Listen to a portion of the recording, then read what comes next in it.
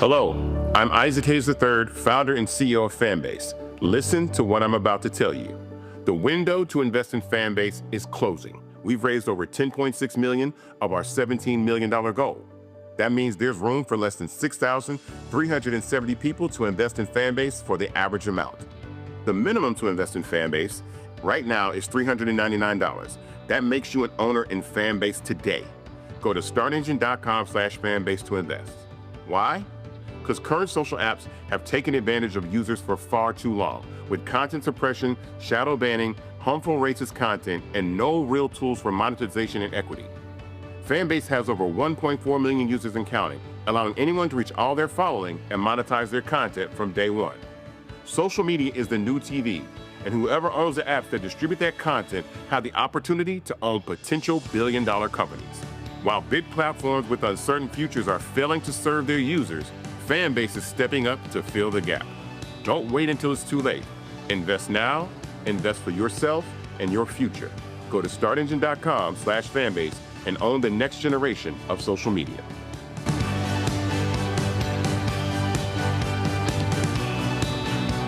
Black Star Network is here. Oh, no punch! I'm real revolutionary right now. Thank you for being the voice of Black America. All momentum we have now, we have to keep this going. The video looks phenomenal. See, there's a difference between Black Star Network and black-owned media and something like CNN. You can't be black-owned media and be scared. It's time to be smart. Bring your eyeballs home. You dig?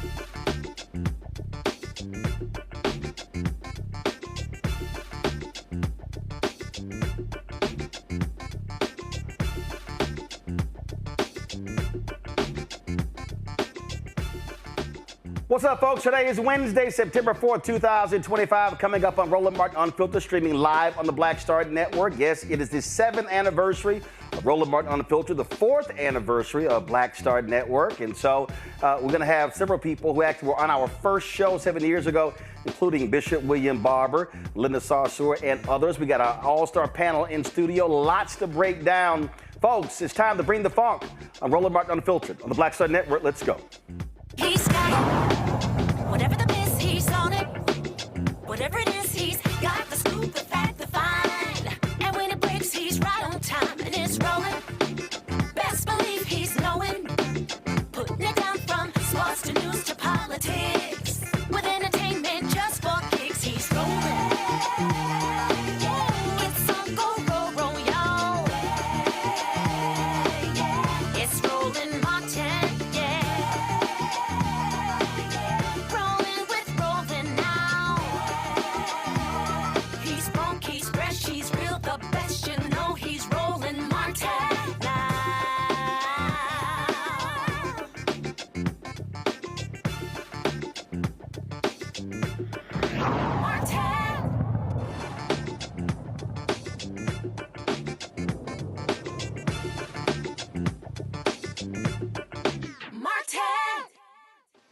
Folks, coming up next on the inaugural edition of Roland Martin Unfiltered, drama on Capitol Hill as Senate Democrats and Republicans clash on the first day of Trump's Supreme Court nominee Brett Kavanaugh.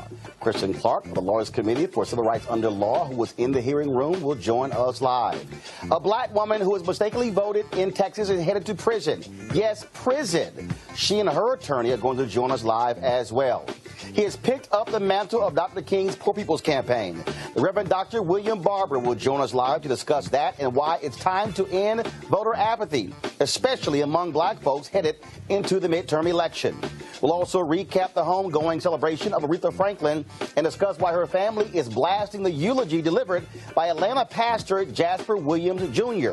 Plus, Colin Kaepernick and Nike, they've got conservatives in an uproar over making him the face of Nike's 30th anniversary of their Just Do It campaign. And, of course, Black Twitter will be on fire tonight for the first night of BET's miniseries on Bobby Brown. Folks, it's time to bring the funk on Roland Martin Unfiltered. Let's go. Folks, a whole lot has changed since that first show, literally across the street. That's where we were. Totally different show, new look, new studio, all that good stuff. It was a whole bunch of stuff we could not afford 7 years ago, so everything looks a lot different now. So it's been an amazing 7 years. More than 40,000 people have joined our Bring the Funk fan club, providing donations, making it possible for us to do this show. The show was launched with one sponsor, the American Federation of State and County Municipal Employees, as a sponsor. Of course, $350 grand of my own money, and we launched this thing, and a lot of people said it was not going to work. I remember the YouTube people, when they were funding a lot of efforts, they literally said, hey, we don't think black news is going to work. And I was like, all right, we're going to show y'all. So here we are 7 years later with 1.85 million followers in the YouTube Top 100 podcast every week, but 2 weeks since they launched that. And so I think it actually has worked. And even now, 7 years later, we still are the only daily news show that centers African Americans in the country. One of the first guests that we had that first episode was Bishop William Barber, of course, co-convener Repairs of the Breach Poor People's Campaign. He joins us right now. Bishop, always glad to have you back. Again, a lot of people said it wasn't going to work, but again, we remain focused and faithful, and here we are. Well, you know that song, they said I wouldn't make it, but you're still here today, brother. And not only just here, but here making a difference. And I want to say right off the bat, there's 1,000 preachers out there I know, particularly that benefit from what you do. I'm going to give $1,000 today, commit to that, and 1,000 do that, that's $1 million. We have got to understand how important what Roland has done, not for himself. He could have done something else, but he does this for the cause, for the people. I went back today, Roland, I did two things. First of all, I said, I'm going to put on a suit for the anniversary, you know. I'm going to get a little fly. I want to let you know you ain't the only one who can get fly, bro. And then I said, I wanted to go back to W.B. Du Bois. W. Du Bois said, look, you got to have black media to number one, to empower the black community. Because if not, you get beat down so much you don't even believe you can do things. Number two, to counter anti-blackness. To counter anti-blackness, you do this every day. And then number three, to humanize the people, to humanize the struggle. There are people, Roland, that you've had on this show, nobody else would have had them on. They would not have had anywhere else that they could. I remember when you brought the people on from Cancer Alley.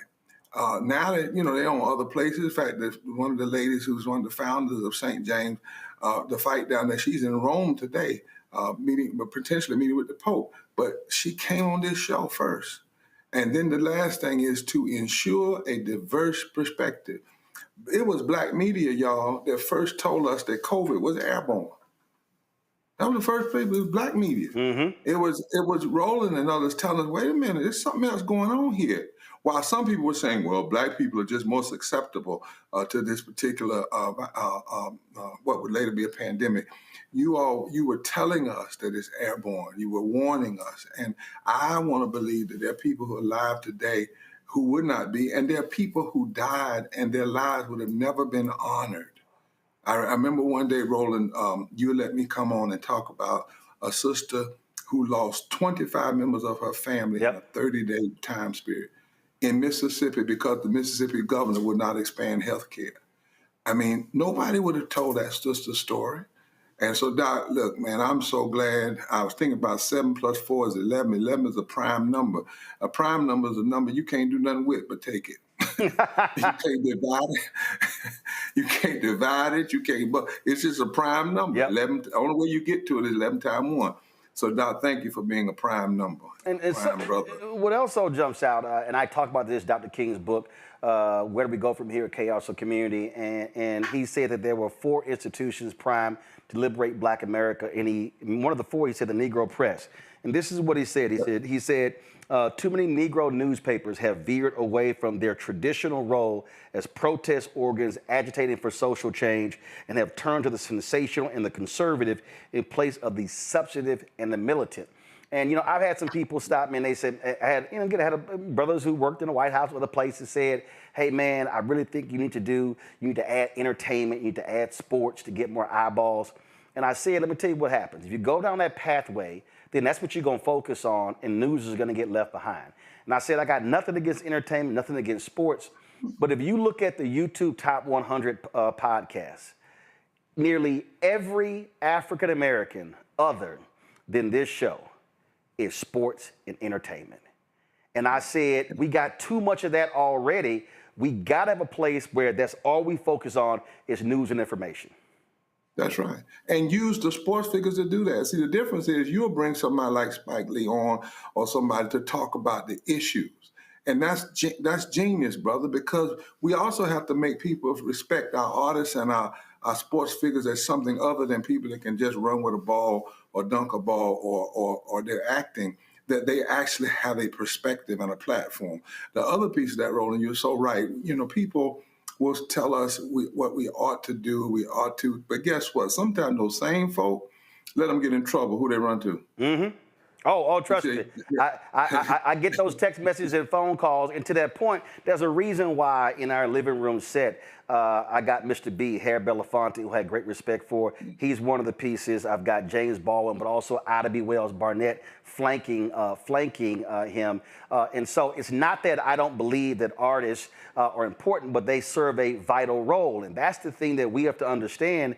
And I just think that when we're so fixated on if LeBron or Michael Jordan was the GOAT, if we're so fixated on the latest movie or the latest song, then when stuff happens in Washington, D.C. or state capitals, county government and city halls and school boards, then we go, oh my God, how do we not know this? It's because our attention was diverted in somewhere else. That's right, somewhere else. And people use that to keep it somewhere else. They want, even with our athletes, they want to lock them down in contracts where they can't even speak what needs to be spoken. That's not our history. Our history is that if you look at what Jackie Robinson did, you remember when Kareem Abdul-Jabbar and James, and they got together and brought Muhammad Ali in. That's the true tradition of our work, is that we are in a fight and a struggle. And we've been in one for the soul of the democracy, the soul of civilization, and we don't have time to be one-dimensional. We really don't. We need all hands on deck. I was telling somebody just the other day, every athlete, every actor, every preacher, every person, Trump did something the other day and it kind of missed it. You talked about it when you said, listen, this man now wants to take an executive order and undermine voting rights. And I've looked at even some of the other news. They've not talked about that. They've not talked about that. I understand the sensationalism and the necessary around, for instance, the Epstein files. But one of the things you do, you can multitask. A lot of the other media, they can't multitask. They get stuck on one thing, one perspective, and that's all they do. You have shown us over these years that, in fact, you have to multitask, because when it comes to Black folk and poor people and low-wage folk and other people who are suffering in this country, in this world, they don't face just one problem at a time. Mm-hmm. They don't face one problem at a time. They face many problems, and a lot of them we don't have to continue to face if we can organize our power. Yep. You remember, Roland, when we had the conversation when everybody was talking about what couldn't be done, and we had the conversation about, listen, did you all realize that poor people, for instance, now, and black people and poor and low-wage brown people control 40% of the electorate? People weren't talking about that. People said, what? Is that true? Yes, it's true. Now the issue is, what do we do with that? I'm glad, Doc, that you push us, that you push the community, that you push into the community and into the consciousness, things that make people say, what? What in the world? Because if we don't have that kind of conscious shaking, then we're never going to have the kind of community shifting that will be necessary to face the challenges of today. Also, where we are, and this is, and you and I talk about this a whole lot, and we know there are people who are friends of ours, who are frat brothers of ours, who hate this. We also got to have black accountability. It's a lot of people who say they represent black interests, yet don't like to be challenged on what they're actually doing. And my philosophy has always been the same. If you do good, I'm going to talk about you. If you do bad, I'm going to talk about you. At the end of the day, I'm going to talk about you. And so we've got to have accountability of folk who are out there representing the interests of black folks who meet at the White House or state capitals or the Congress and then say, okay, you promised you were going to do this. What have you actually done? It's easy to plan an event, plan a protest, plan a march, but I'm always like, okay, what we doing the day after, and then the day after, and then the day after. And I think that's also where we have to be. Part of what King talked about, and Du Bois talked about it, and Martin Delaney talked about it, and Ida B. Wells Barnett, and Frederick Douglass, and Robert Abbott, and John Sinstack, and Louis Martin, and all the pioneers in black-owned media. It was also holding black leadership accountable, saying, are you representing the interests of the people and not yourself? That's exactly right. You know, I'll tell you something funny, Roland. My team that puts together media some years ago had called me and said, we've got you going on Roland. I said, I can't go on Roland tonight. And they said, why? I said, because I haven't figured out the end product. They said, well, just go on and talk about the beginning, get the headline. I said, you don't understand. They said, Roland, your friend. I said, you still don't understand. He's not going to let me get away with a headline on his show. He's going to ask me, what is this going to do? What's the end result? I'm not going on this show until we figure that out. Now, if y'all can figure that out in the next 12 hours, then I'll go on the show tomorrow. If not, then you all just wait until a few days and we get, because the brother is not playing. And that's what we need. This deal of getting a headline and then moving the hell on is not what we need in these times. Our people don't need to be played with and toyed with. The times are too serious in this civilization. And this thing. I remember one time that somebody was on your show and they said something like, Trump is a racist. And you said, and what else? I mean, because you were like, okay, you said that, but what does that mean? Where are you going with that? Where does that get you? What else? Are you going to not deal with the authoritarianism, the neo-fascism, the policies? Okay, what are you going to do in relationship to policy? How is that going to happen? And if we don't have that, Roland, we'll have the tendency, even we used to talk about it in black preaching, where people have a lot of gravy and no substance and no meat. Mm-hmm. And that's not the time we're in, brother. So I want to personally thank you, Doc, for making folk know, even me, that if you're going to go on the show, you better have your stuff ready. You better be able to answer the question, and you better be able to talk about how you're going to start something and sustain it and keep it going until real change takes place. Last point here, I put this graphic up on social media today, sent it out, where as part of our anniversary, our goal is to get folks to give $1 million between now and the end of the year. Let me know when your team has that pastoral graphic ready so we can push that as well. But the point there that I've laid, we got 2 new shows we're launching, a daily show, a weekly business show. We want to launch a health show. And we want to be focused in 2026 to travel this country doing the show in town halls from battleground states. You got critical Senate races in Georgia, in North Carolina. You got a brother running for governor in Nevada. You've got a brother running for governor in Michigan. It's a lot of different races. And what I say is and you emphasize this, I do as well. We can't just tell folk, hey, we need y'all to vote. No, we have to literally be on the ground, touching people, informing, educating, enlightening, but also organizing and mobilizing, because too much black power is sitting at home, untapped, unused, and we've got to be able to reach these folks to change what's going on. Black power in this next election, in the so-called off-year election, if we go on instead of off, if we don't listen to what the pundits say, well, in the midterms, it's off year. If we say no year's an off year for us, because we have to stay, and that everything we have fought for and are fighting for is under attack. And I say this everywhere, if just 65% of black folk that are already registered would vote consistently, we could flip the entire political strategy, attitudes and atmosphere in this country.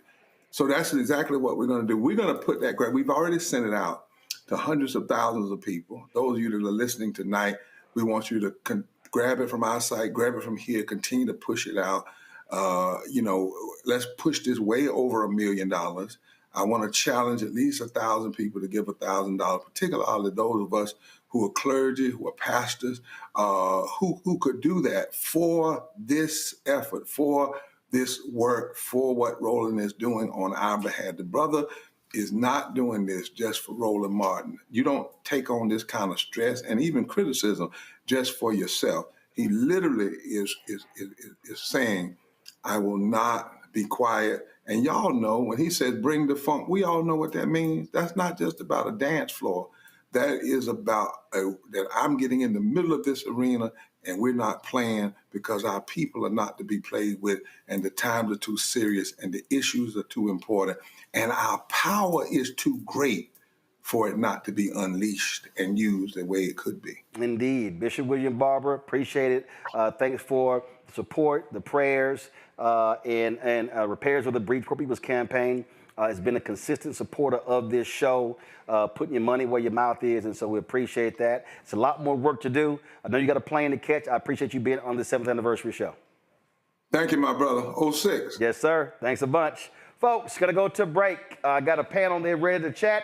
We'll be right back on the 7th anniversary of Roland Martin Unfiltered, 4th anniversary of the Black Star Network. Folks, back in a moment.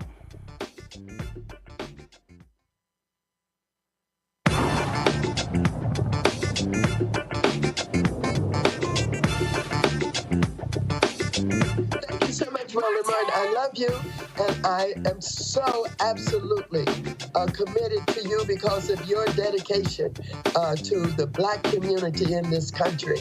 And I want you to know that you're doing the kind of work that we don't get in other places. And I appreciate it. I will support you. I'm available anytime that I can get on the program, because you deserve to have the response and respect of everybody because of the work that you do.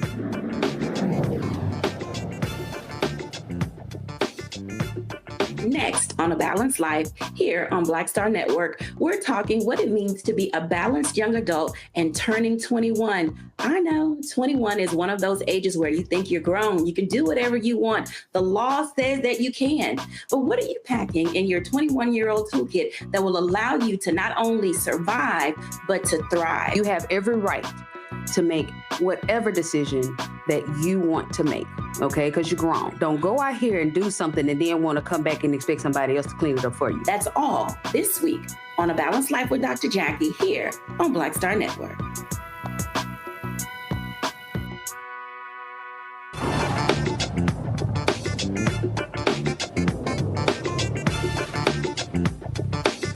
Thank you, dear brother, and I would hope that you would continue to get the message to the masses as you do. There are many places where I'm not welcome, but I know that I'm always welcome, and you always treat people with a great degree of dignity and respect, and it means a lot to me to know that we can get a message out to the masses. So thank you for helping us do this.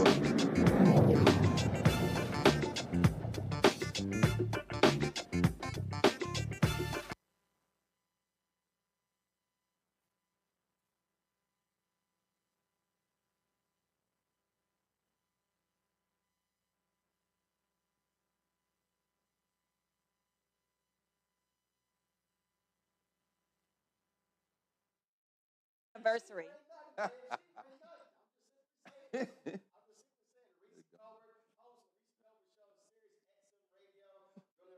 DC, that's right, the cussing Reese.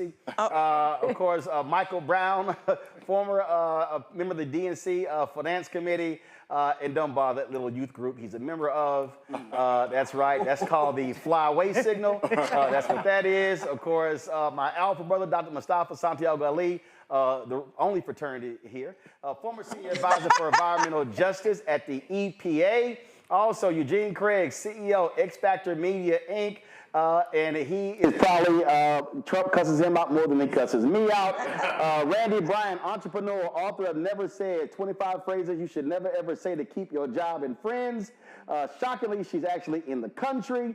Dr. Greg Carr, Department of Afro-American Studies, Howard University, host of The Black Table on the Black Star Network.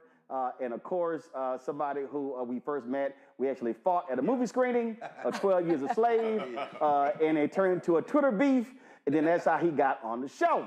So, y'all, this is no lie. I'm telling y'all, this is no lie. Plus, Greg was on our first ever Roland Martin Unfiltered 7 years ago. Yep, I got the video. I'm going to play it in a little bit. Wow. And of course, Linda Sarsour is here. Linda is, of course, an activist. She's been working on the ground all over the country and the world. And yeah, she probably has more people cussing her out than I do. So glad to have everybody here. Let's get right into it. But first, before I go to the story, so I'll start this way. So I'll start with Greg. So Greg was here on the first show. And again, we told this story, y'all. So I was moderating a panel. They had a screening of 12 Years a Slave. And so a sister asked me a question, and I said, I'm a free black man.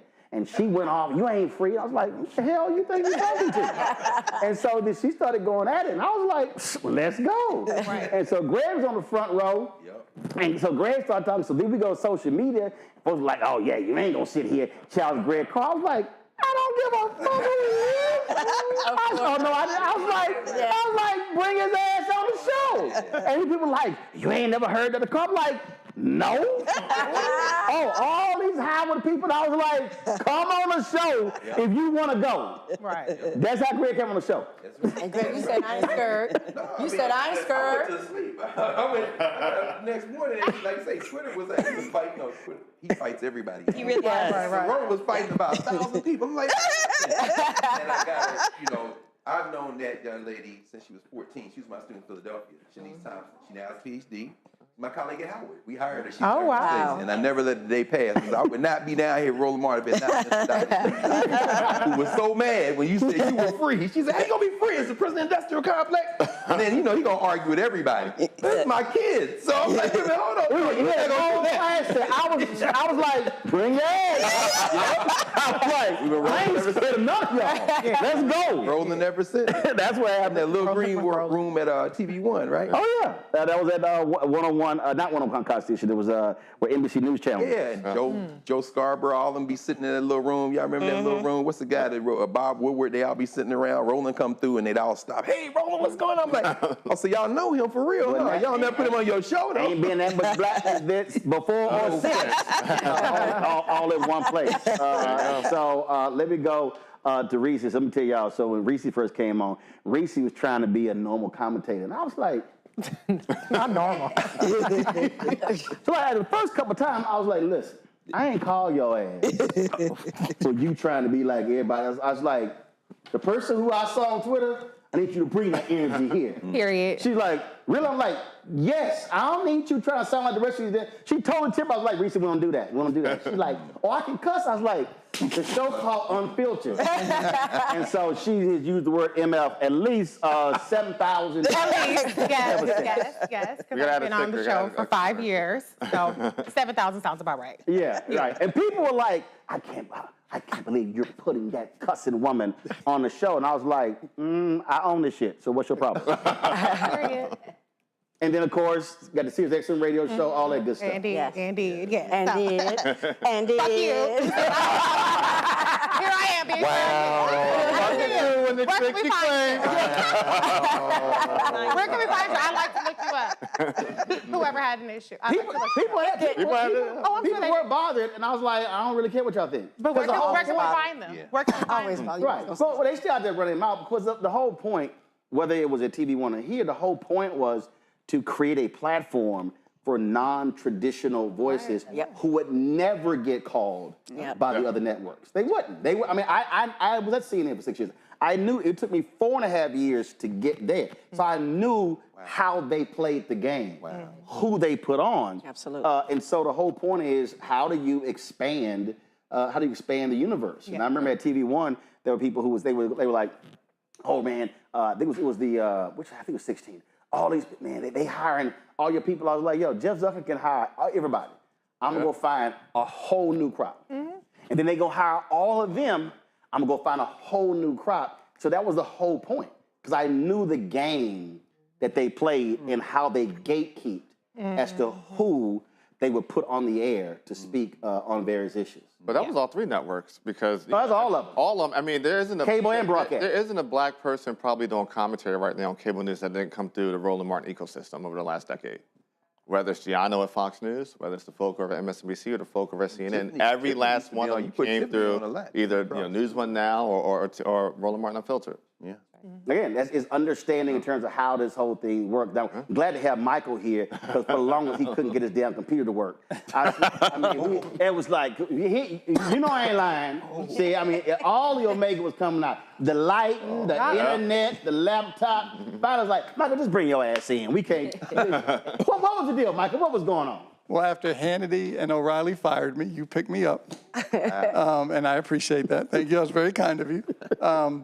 So we had some technology issues. I don't know what to say. I know your staff, my frat brother in the back, everybody's so angry with me. So my apologies. Congratulations on 7 years to you and your team. Congratulations, folks.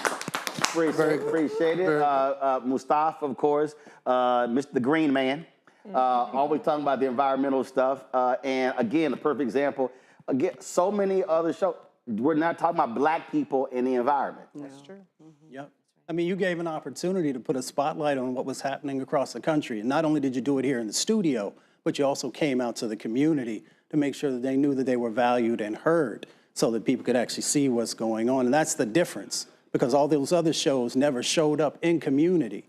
So how do you really know what's going on? Right. How can you tell the story properly and make sure that it's authentic if you're not showing up? But you also expand it, because it wasn't just about the environment and climate. It was also about how does it impact housing? How does it talk about jobs? How do we do all these other types of things? Because our communities are holistic. So we've got to be able to address it that way. And you gave the platform for that, not only for myself, but for others also, because that's incredibly important in making sure that other voices who are out there doing the work also get to shine. Got to. Randy, how'd you get here? So this is what's crazy about it. You don't even remember. You were doing a show like on DEI or something. I can't remember. And I was doing shows like with the normal, like you said, the normal stations. I was on there talking appropriately.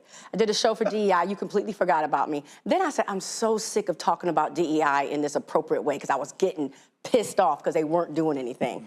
And so I went off one day on a video and you DM'd me and you said, I want you on the show. And I'm like, oh my gosh, good to see you again. You're like, I don't know who you are. But I remembered being on the show. And I kept telling people, I want to be on Roland Martin's show because I want to be able to talk about it in a real way instead of doing this bullshit that I was doing on all these other networks, that I was the person they would call. Because I wanted to make change, but I was also wanted to keep talking, right? So you have to talk a certain way, and I was playing the game. The way Reese was trying to talk when she came on this show. Right. We ain't doing that, Reese. Right, that's what I was doing. And then you out of 5 years. It was twice. Okay, twice. Because the second time I was like, don't do it. Yeah, you do automatically do it. Yeah, and then Carol, I got a note from your producer, Carol, her wonderful self, and she's like, come on. And you haven't gotten rid of me since. All right, so let me tell y'all, Linda, so this 20th anniversary Million Man March, all right? So, were all 3 of y'all stage hosts that day? All right, so it was you, Tamika. Yeah, Tamika was the co-chair. Tamika, Carmen, and yourself. So I'm interviewing 3 of them afterwards. So I was like, all right, listen, now this is over. I said, so here's about to happen. I said, I'm about to put all 3 of y'all on Tom Joyner Morning Show, on TV. I said, let me be real clear. When I call your ass, you better answer the phone. I said, if I call you at 7:05 and I got to go live in 10 minutes, I need you to be ready. I said, because I said, your voice has got to be out there in terms of leadership. I said, be ready when I call. They were like, okay. That conversation happened.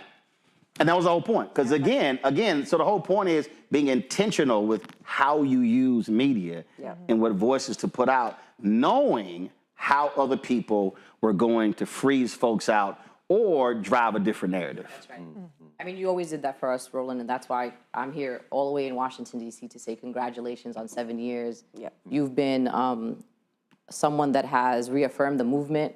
You've seen the people outside that risk their lives every day for the things we believe in. You were one of the few people that started helping us to put Breonna Taylor's name on an international level. You put her voice out there. She was murdered in March. No one knew about her in March. No one knew about her in April. No one knew about her in May. And then you helped us put her name out there so people knew her name all over this country. And ever since, you know, you've given me an opportunity. As you know, mainstream media don't like people like me. They like to talk about my people without my people, as you know. Absolutely. And you have always said, no, you got to let the people speak for themselves. You've given us that opportunity in this last very dark 2 years to talk about our perspective about what's happening and what we want. So I appreciate you and happy anniversary. Appreciate it. I'm gonna give y'all a true story. So the Women's March, they're having that big thing in Detroit. And so they asked me to speak, and there were haters who were like, no, he shouldn't speak. And Tamika, Carmen, and Linda were like, oh, y'all can sit y'all asses down, he gonna speak. So when I got up there and spoke, I said, because it was like 3,000 or something like that? 5,000. I said, listen, wherever 5,000 women are gathered, I wanna be. But check this out. So white women who got upset. They come after, that was sexist. They were going crazy. And the sisters was like, listen, I'm gonna need y'all to be quiet. I need to get my photo. Can y'all just move the hell out the way? But so while they were going off, I said, whoa, first of all, I said, no, let them run their mouths. I said, because what y'all don't understand is the Montgomery bus boycott started with the women. So I was like, so again, these white women viewed the comment as sexist, but not understanding the history of black protest movement and how women were at the center of it. So they were sitting here looking at it as a sexist thing, having no understanding of Joanne Robinson or any of the sisters in Montgomery and how they started. And that also was part of the problem with the women's march, not understanding how certain folk didn't want men involved, as opposed to saying, no, who got our back? Who with us? As opposed to who fighting us. I mean, it's the same set of white women who were fighting for voting rights and got their voting rights, and black women didn't get it till about 1965. Exactly. So that's the kind of people we were working with. You know, this is things that we went through in the Women's March with leadership. I mean, our leader was Tamika Mallory, who's an incredible black woman, an organizer, activist, and people didn't like to see people in these positions who are powerful and influential and also eloquent and able to articulate the positions of the people that we were from. And Tamika made it very clear. She said any movement that doesn't include her black son is not a movement she wants to be a part of. So just because you have a women-led movement, don't mean that you're only fighting for women. We're fighting for our communities and our families. And that's something that, unfortunately, white women have a hard time understanding, which is probably why we're in the situation that we're in right now. And one of the reasons that the Women's March is essentially non-existent is because by running y'all off, they literally ran off leadership, and I have no idea what the hell they're doing now. So all of that organizing, all of that data collection, all that completely went to waste because they did not want to follow women of color as leaders. Now, one of the reasons I wanted to have Linda here, I saw this on social media the other day, and I kept warning y'all this was gonna happen. So if y'all watch this show, I kept telling y'all about all of these white folks and the birth rate of white people. I told y'all, I talked about it in my book, White Fear. And so everything I put in my book, y'all, unfortunately, has come true. And even though these networks didn't want to book me on to discuss it, and they still won't discuss the reality of white fear in this country, it's still here. So y'all may have seen in the last couple of weeks how white folks like Charlie Kirk and others, by following Elon Musk, all of a sudden now are attacking immigration in Europe. And this video was put out. Watch this. Guys, this is Paris in 2025. They're lying about the numbers.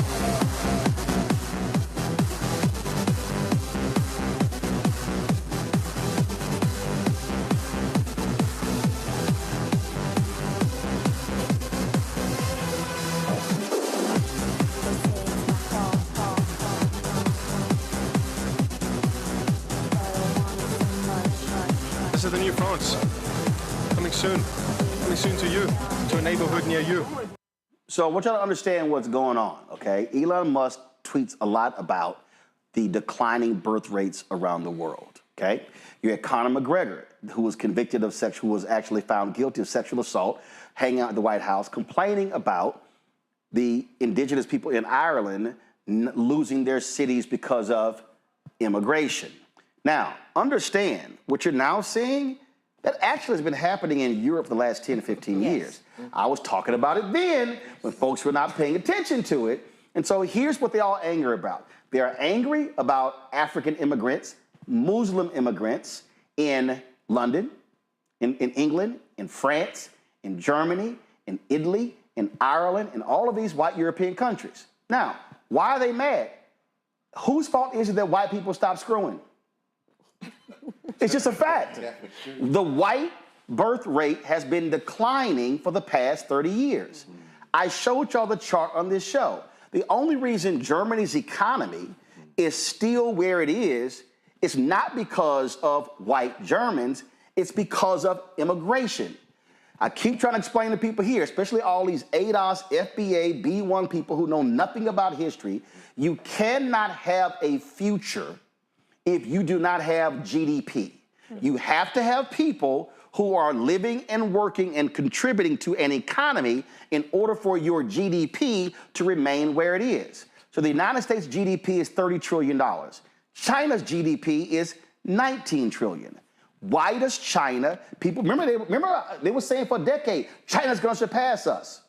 But China made a huge mistake with their one-child rule because they said we're overpopulated. They were not that great at math because they were not counting what's gonna happen in 30 years when a 60-year-old person is 90 and they don't reach 90. Unfortunately, they become an ancestor. So what happened? China had to get rid of their one-child rule and go to a two-child rule because they didn't have enough people to replace the folks who were passing. Right. And so all of these European countries are pissed off with black immigrants, pissed off with Muslim immigrants. But let's be clear, those countries will not exist in the next 10, 20 years the way they are now if they do not replace population. But the racism we're seeing, Linda, this is all tied to racism. Charlie Kirk is tweeting these things, Elon Musk tweeting these things. Now all of a sudden, all of these different conservatives are not talking about, oh, this could be us. Well, guess what? At Springfield, Ohio, what happens when the white folks leave and die? And then they were crapping on the Haitian immigrants, and now the Haitian immigrants are booking. Springfield, Ohio is gonna, they complain, they're about to lose jobs, lose housing, lose all sorts of things because they wanna run the black folks off. This is the latest anti-black, anti-Muslim racism of MAGA white supremacists. That's right. I mean, everything you said, and if the white people in Europe don't want our people, then stop exploiting our wealth in our countries. Stop supporting war. Stop bombing people in places like Iraq. So when you get an influx of Iraqi refugees or Syrian refugees, or you're getting folks coming up from Africa for better opportunities, oftentimes the European countries and the West, which includes us, are part of the reason why they come here. Immigrants, where you are born is where you want to be. I promise you, if you ask any immigrant, if they could live in dignity in the places that they are from, you want to be with your culture, with your language, with your food, with the land that your ancestors, you know. What's called home. Yeah, that's your home. Yeah. Like, my Palestinian parents would love to live in Palestine. Free Palestine, and we promise you our one-way ticket over there. So that's part of it. It's what you said. And also, they have no self-awareness of why there's an influx of refugees coming to it. They had Afghan refugees. You had a 21-year war in Afghanistan. Apparently, one you fought with trillions of American taxpayer dollars to fight the terrorists, which were the Taliban. And then you all withdrew, and guess who the people that are in charge in Afghanistan? The same people you told us you was fighting for 21 years. So there's no self-awareness. Even Central American immigrants, the exploitation we've done in Central American countries, what we've done in Mexico, in Ecuador, in Guatemala, there's no self-awareness. Trust me, a Guatemalan wants to be in Guatemala if they could raise their children in safety and in security. But even, you know from the days of the drug war here, the war on drugs, there's many documentaries, it's not just me. Our own government was involved, you know what I'm saying, in the drug war. And so these cartels that have come up, and anyway, I just watch these people and I'm like, I don't even know what they're talking about. Nola, the reason I'm laughing, because you got all of these immigrants who are coming into France who speak French. I wonder why. Yeah, exactly. Maybe it's called colonization. That So if you're that mad part. that they're coming to France, maybe you should have been pissed the French were in their countries. Yeah, absolutely. You know, it's interesting listening to this conversation about how everyone came to be here. And, you know, you don't know this. This is the first time I'm going to tell you this. But, you know, I came from doing all the shows, MSNBC and BBC and Al Jazeera. I was one of the few Black faces talking about foreign policy and national security. Right. And Reese is how I got to be on this show. And when I started doing more Black shows, a lot of people in my world were kind of like side-eyeing me. But what happened was, when I would come back with data from reading the comments, talking to people on Reese's show, being able to talk about what people are responding to in real time, then all of a sudden I became valuable in a very different way. I got invited into the National Security Council messaging space, you know, with all the top, you know, I call this like the gang of 33 or 34, where, you know, you have the Michael McFalls, ex-CIA directors, and I'm in this space. I am the only Black person in that space. And every single time I had something to say, they didn't necessarily execute, but they listened because I was the only one doing Black media. I wasn't valuable on doing MSNBC and all those shows because pretty much I was saying the same things that other political scientists were saying. You know, I wasn't really saying anything different. I might have had a little bit more personality and my outfit was fly, you know, but you know what I'm saying, that red lip. But essentially, I wasn't really saying anything very different. But it is when I started doing Roland Martin, doing Reese's show, and doing other Black media is when my value increased in a very different way behind the scenes. Because what they were getting wrong in the Beltway, I'm saying that's not working with Black people in Texas. That's not working with Black people in Louisiana. It's just not working. And so that was something that meant a great deal to me in my world. And even still to this day, you know, I walk into these spaces and I still have a different level of cachet because I do Black media. That's right. I have a different perspective. I have different data. I talk to different people. And it's so interesting how I have this concept where, you know, as a Black woman to be visible and invisible at the same time, how you can have a seat at the proverbial table, but are people really listening, right? So I can walk into these spaces and I have a certain level of swag and cachet that I carry, but at the same time, are you really listening to what I'm saying? Because when I think about a lot of the things that happened towards the end of the administration with a lot of foreign policy things, I know quite clearly what I was saying that was not working, but no one was listening, right? And I cannot tell you how many times since then, and I'm not gonna name names, people have come up to me and said, Nola, I wish we would have listened. That's right. I am not kidding. And it's humbling, it's infuriating. And the one thing that I want to say is once we are out of this mire, once we're out of this mess, I see that finger. I hope. You need to close. I hope that we aren't just decorative at the table, that people actually listen and execute because our lived experiences and perspectives are different and valuable. Eugene, what's happening is, and again, people have to pay attention. What we are seeing is all by design. When it comes to MAGA, when it comes to the Heritage Foundation, this is about whiteness. That's what this is about. So at Peter Thiel's conference, NatCon, okay, Missouri U.S. Senator Eric Schmidt, this is somebody who can't even trace his folk to the Mayflower. But this is, we played this yesterday, this is literally what he said in a 25-minute speech at that conference, and how all of these white conservatives clapped when he said this. The Continental Army soldiers dying of frostbite at Valley Forge, the Pilgrims struggling to survive in the hard winter soil of Plymouth, the pioneers striking out from Missouri for the wild and dangerous frontier, the outnumbered Kentucky settlers repelling wave after wave of Indian war band attacks from beyond the stockade walls. All of them will be astonished to hear that they were only fighting for a proposition. They believed they were fighting for a nation, a homeland for themselves and their descendants. They fought, they bled, they struggled, they died for us. They built this country for us. America, in all its glory, is their gift to us, handed down across the generations. It belongs to us.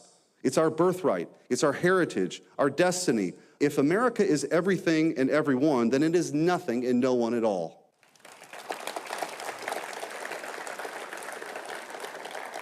When they tear down our statues and monuments, mock our history, and insult our traditions, they're attacking our future as well as our past.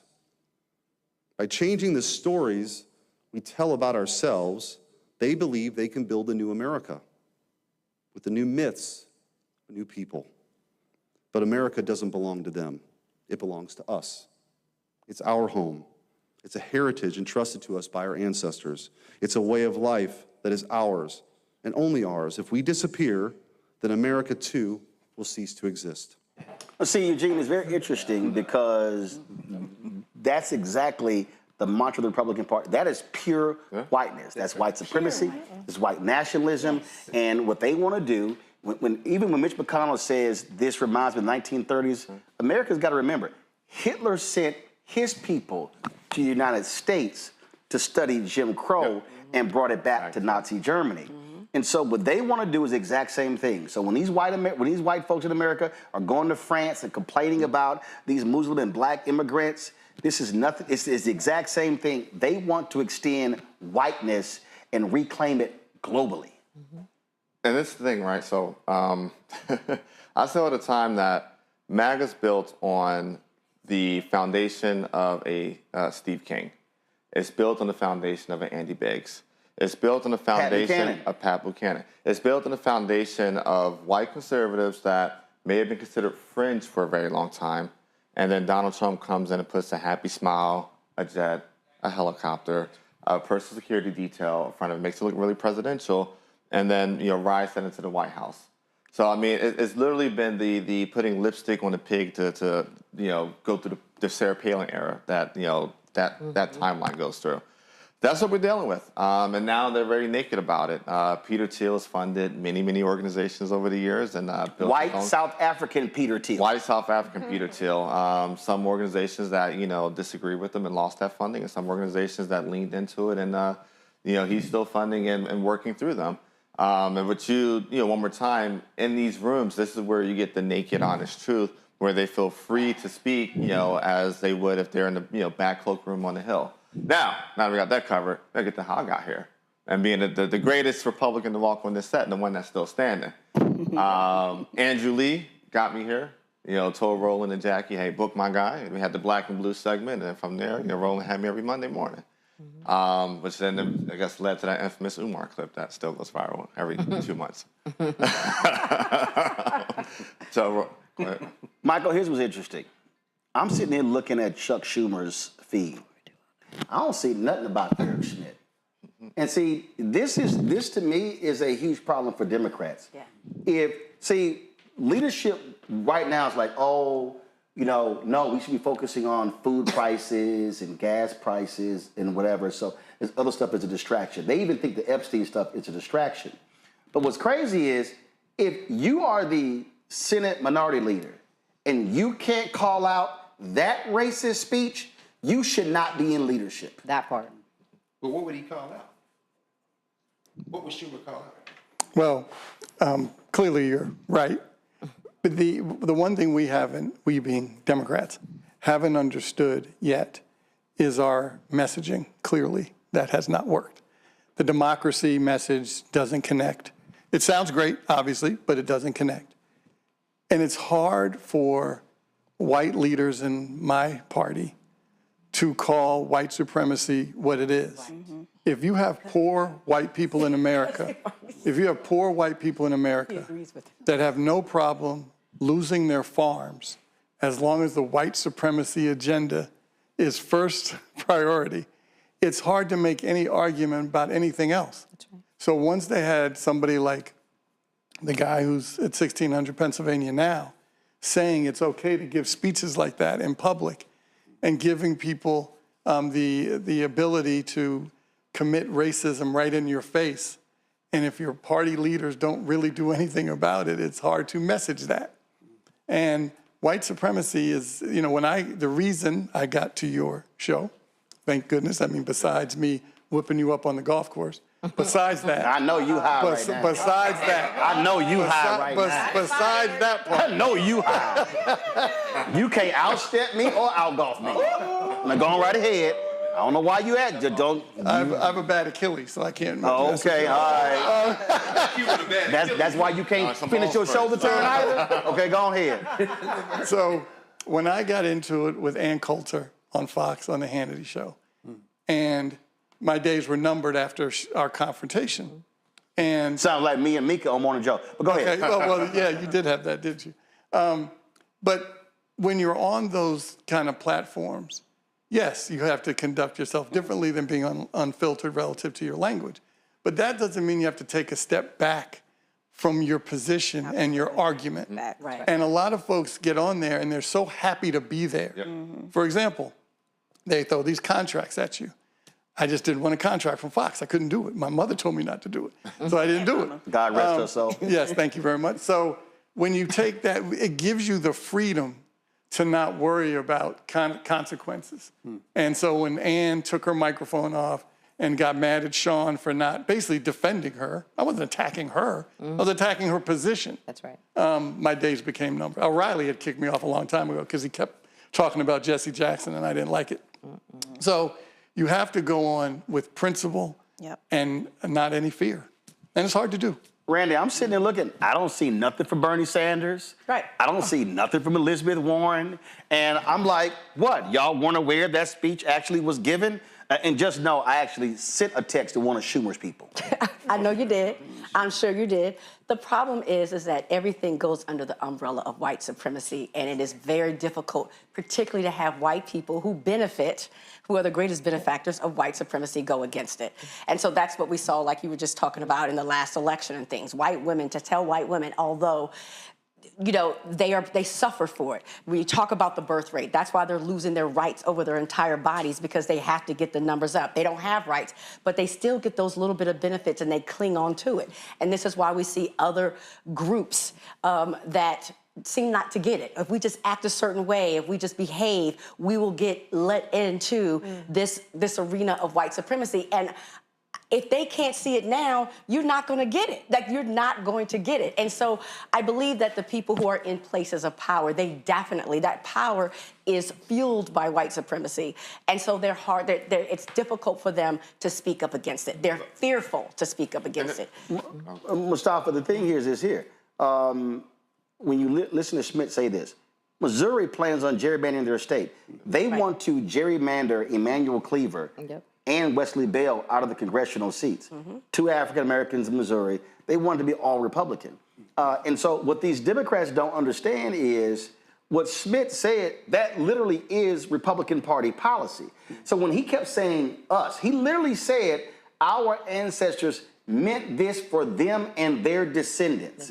And basically said this wasn't meant for none of y'all who've now since come. Now, we all knew that was the case anyway, but that's literally what they're saying. When you're saying, so all y'all black people, y'all Latinos, y'all Asians, and you Native Americans, this shit wasn't for you. Right.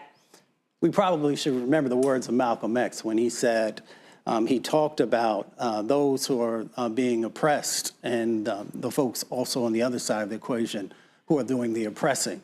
And we see that play out right now when we look at all the things that are currently going on in relationship to the gerrymandering and people grabbing hold of power. So these folks understand the dynamics that are going on in that space, and they refuse to let go of it, and they're willing to do whatever they need to do to be able to hold on to the power, to hold on to the resources, and to push down whoever is in the way. So that's the dynamic that we currently have going on. Greg? Yeah, I agree.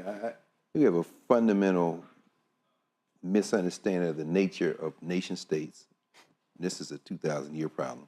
The problem of settler colonies, more specifically, and very specifically the problem of the greatest settler colony in the history of the last 500 years, which is the United States of America. This is the end of the age of Europe. their desperation Yes, it is desperation. is delicious. No, seriously. If we zoom out several tens of thousands of years, you know, sometimes I wonder whether Africans should have ever migrated into Western Eurasia and got caught between them ice ages and adapted. We should never have walked up here in the first place. This might be ultimately the greatest lesson of this, because whiteness is, the culture of whiteness is rooted in a sense of scarcity, in a sense of insecurity, and that comes from resource scarcity. So their whole philosophy, when he goes through that, I love Eric Schmidt, the former Attorney General of Missouri, because that's what we all learn in school. It's manifest destiny. It's that white woman floating over them as they go to California. This is what they do. So when Schmidt talks about the Pilgrims, these religious fanatics, the Christian version of Al-Qaeda in some ways, when they got here to the Massachusetts Bay Colony, they looking to do murder. Why? Because they came from a place where murder was the standard. When he's talking about Lewis and Clark leaving from Missouri at the behest of Thomas Jefferson, he forgot about Sacagawea and York, who was a captive enslaved by them, who went out there, who was meeting with the indigenous people on the way out. But our problem is we want them included in the narrative so that we can somehow say, we too are Americans, we built this. And as Richard Pryor says, shut up, fool, you want the Indians mad at us too? Why are we buying into this criminal enterprise? Chuck Schumer ain't gonna say that because he believes that same story. He just wouldn't say it that way. They think America's exceptional. This is American exceptionalism. We have always used that language, but not because we believed it, but because it was a defense mechanism. Everybody who has improved this country that is not white has done so in order to build a society that these people never imagined. Right. So I don't say that it started with the Tea Party or with no. This started with George Washington. It started with William and Mary. It started with the Virgin Queen. That's why Virginia. And it continued and echoed through the years. Eisenhower is no different than them. Grover Cleveland was no different than them. Rutherford B. Hayes was no different than them. Andrew Johnson was no different than them. And everybody before Lincoln, they said, well, Trump is the worst president ever. The first half dozen of them were human traffickers. How in the hell are you going to say, no, they're all worse? I said all that to say this. This platform, this station allows us to have that conversation. And we're at an age now where they'll never be able to go back to Walter Cronkite. They're saying Dan Rather's still doing news 20 years after he is. Everybody now, Mehdi Hassan got a show called Mehdi Hassan Unfiltered. God bless you, but we all know where you got that from. And I'm loving Zateo and all that stuff, Midas Touch, whoever you want to name it. Every time I see you, sis, it's not on the stuff that was legacy media, but everybody's watching those other platforms now. They can't put their world back together. Now they're trying to compete. Who's going to be the most radical sounding? Don't even worry about that. Come over here. Because we're not doing this to build America. We're doing this to build a new society. I love Eric Schmidt. He's a desperate man, and we're going to break his political back now because the illusion is being dropped that we believe in anything he believes. I want him to keep talking like that. And see, to the point about, we're going to go to break, but to the point about Pat Buchanan, he literally said, our fear is that they will do to us what we did to them. No question. In Mitch Landrieu's book, Mitch Landrieu said the same. He said, white people, he said, my white people, he said, I've been around black people a long time. Trust me, they have more empathy than we do. They won't do to us what we did to them. But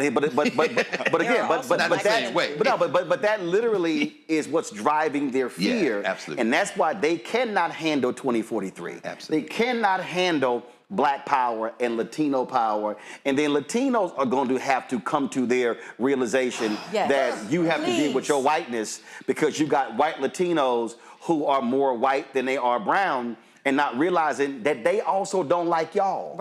I'm like, don't get that confused. They'll use you for numerical reasons, but do understand they don't like y'all either. They don't want none of us who ain't pure Aryan in this country and in power. And it's right there. That is a sitting United States senator at a right-wing conference funded by an apartheid and a son of apartheid, Peter Thiel, who funded J.D. Vance, the current vice president, and that's his conference.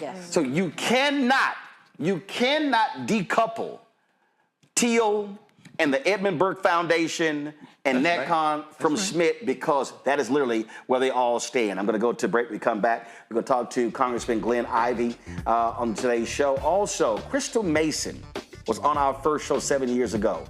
Do y'all realize that sister is still fighting to be free of the racists in Tarrant County, Texas, who still want to imprison her for a vote that was never even counted. She'll join us as well, folks. You're watching Roland Martin Unfiltered on the Black Star Network. Support the work that we do. Join our Bring the Funk fan club.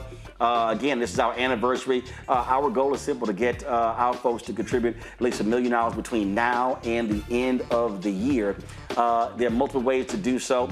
Of course, you can do so via Cash App. Use the Stripe QR code. That QR code is right there on the screen. PayPal is R Martin Unfiltered. Venmo RM Unfiltered. Zelle Roland at RolandSMartin.com. Roland at RolandMartinUnfiltered.com. Checks and money order to make it payable to Roland Martin Unfiltered. P.O. Box 57196, Washington, D.C. 20037 7-0196. Back in a moment.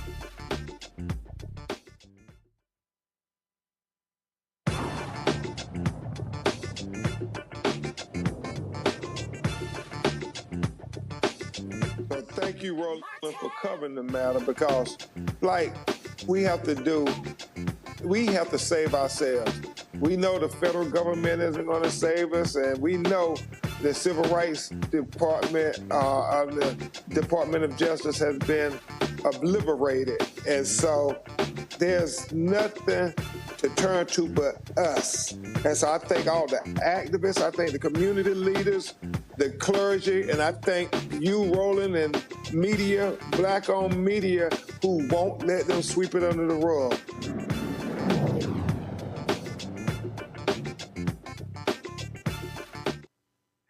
Black Star Network, what's happening? It's your man, Kim. And look, my new single, Rock With Me, is on fire. We debuted as the #1 most added and greatest gainer at R&B radio. So look, I want you to go check it out at musicbykim.com. Listen to it, download it, tell me what you think about it. Also, make sure you sign up to be a part of my community so we can stay connected. At Music by Kim on all social media platforms. Thank you for rocking with me. And keep love on the one. 'Cause I want you to rock with me. We live in a strange world till the darkness falls forever. Baby, let's be the dawn. When it feels like it's taking me over, you're making me stronger, my sweet love.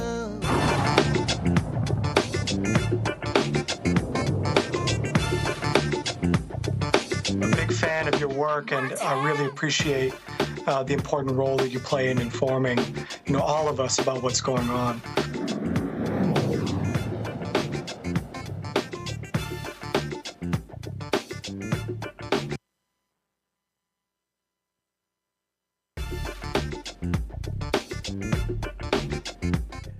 Folks, Donald Trump continues to threaten blue cities, sending the National Guard, even though we know he has no legal authority to do so. Glenn Ivey is a congressman from Maryland. He joins us right now. Glenn, glad to have you here.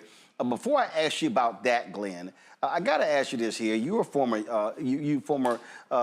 in the U.S. Attorney's Office. What do you make of these idiots in D.C. trying to prosecute everybody? And the federal Washington D.C. grand jury they've rejected several of these bogus attempts to hit folks with felonies.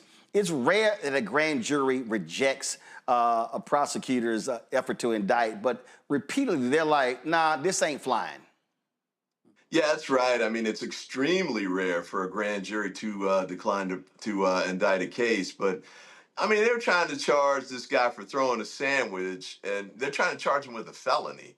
So, I'm not surprised the grand jury not only declined to indict, but apparently was a little bit insulted that they would waste their time with something like that, because it really is a waste of time. And, Pirro is the new U.S. attorney, and she's coming in, pounding her chest, acting like she's going to be so tough and everything. But those are ridiculous cases to pursue. That's a very serious office. It's an arm of the Department of Justice.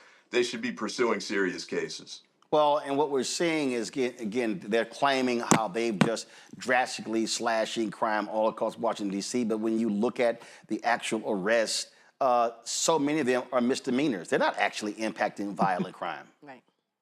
Yeah, I think a lot of that is kind of, fake counting, fake numbers, essentially.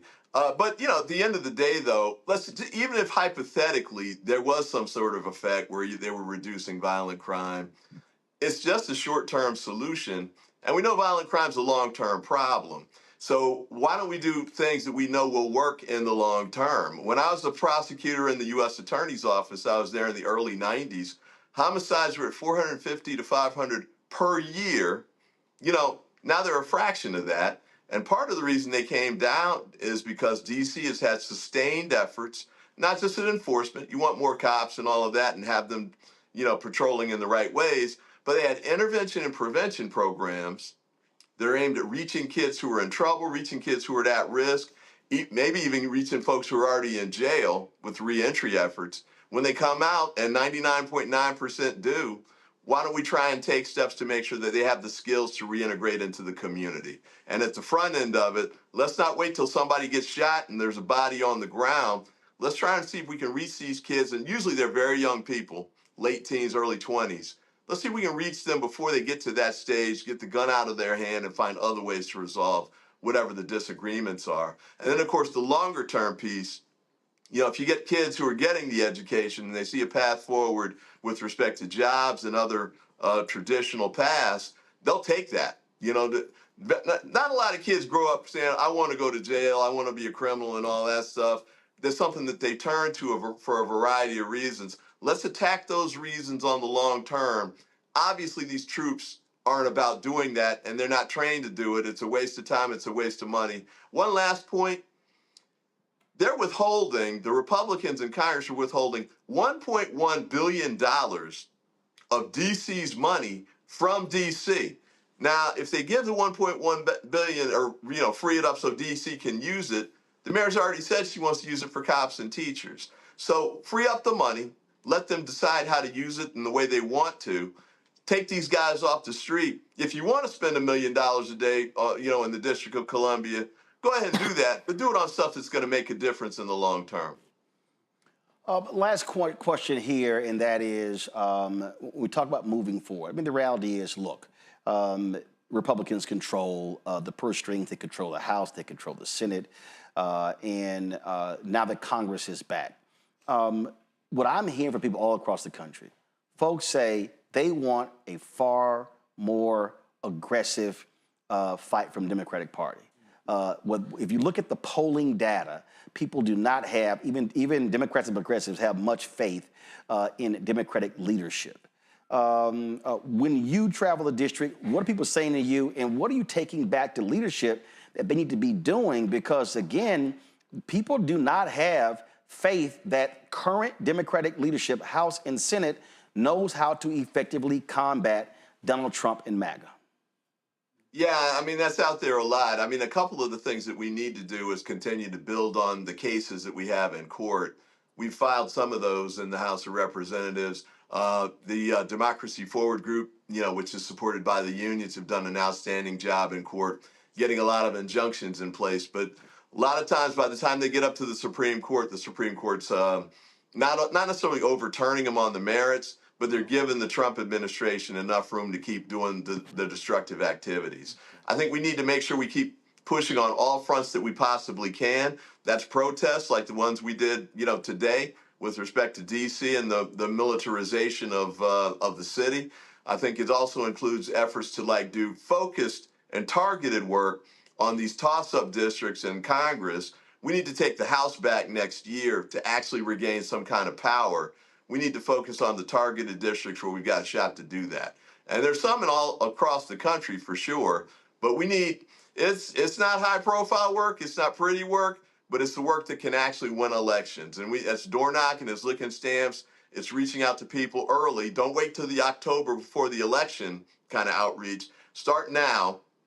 And we can do things where we're explaining to people to make sure they understand that there was a $1 trillion cut to Medicaid that's going to affect them, that there are going to be cuts that take away the tax credits that help them afford health care coverage under Obamacare, that they are going to lose SNAP access and the like, so kids won't necessarily be getting lunches at schools like they used to.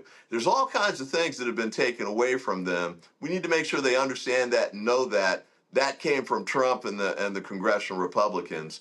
And then the last piece of what I would say on this front is, we've got to make sure we're doing everything we can to connect with people where they are. Part of this is communication.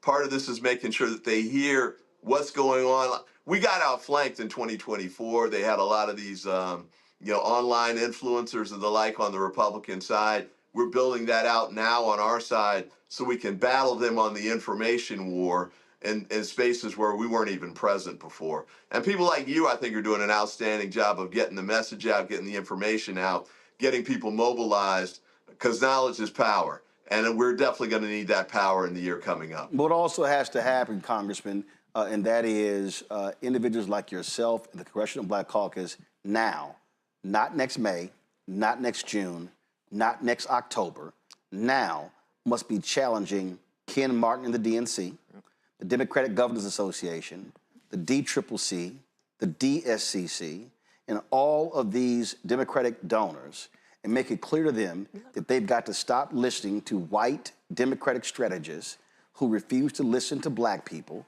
who refuse to listen to Latinos, who keep putting billions of dollars into legacy media, funding those networks that nobody's watching. And then what they do is they make digital media compete for a crumb, not crumbs, a crumb, and try to justify all of this. And that, to me, is nonsensical, and it makes no sense. And I've made it perfectly clear to progressive campaigns. I told them what Fat Joe said, yesterday's price ain't today's price. If you want to run ads over here, you're going to pay a real number. What you're not going to do is play me small. And folk like yourself and others are going to have to be very clear with these people, because they need to understand that the game has changed. You cannot target black people the way you used to. That thing is out the window. Even the Obama campaign effort is out the window. It has to be a much longer runway, much more intensive, and it has to be real investment. And unfortunately, too many of these white Democratic strategists do not want to do that. And they're going to learn a painful lesson. And I'm telling you right now, you can mark it down. If they do the same thing next year they did in 24, y'all are not going to win the House. You're not going to win the Senate. Yeah, that's a great point. Hakeem got a pollster named Tarrant Woodbury who focuses on, he does polling in general, but he has a specialty in African American, especially with respect to politics. And one of the things he found was that the messaging really needs to be segmented and reach out to people, not just the folks in my age group, the civil rights age group, and still going to church and all that stuff. But we've got other age groups that aren't reachable in the same way. Going to church on Sunday isn't the way to reach some of them because they're not in church. Going on, as you pointed out, going on broadcast TV, they're not watching broadcast TV. They're not listening to NPR. So we have to find different ways to reach them.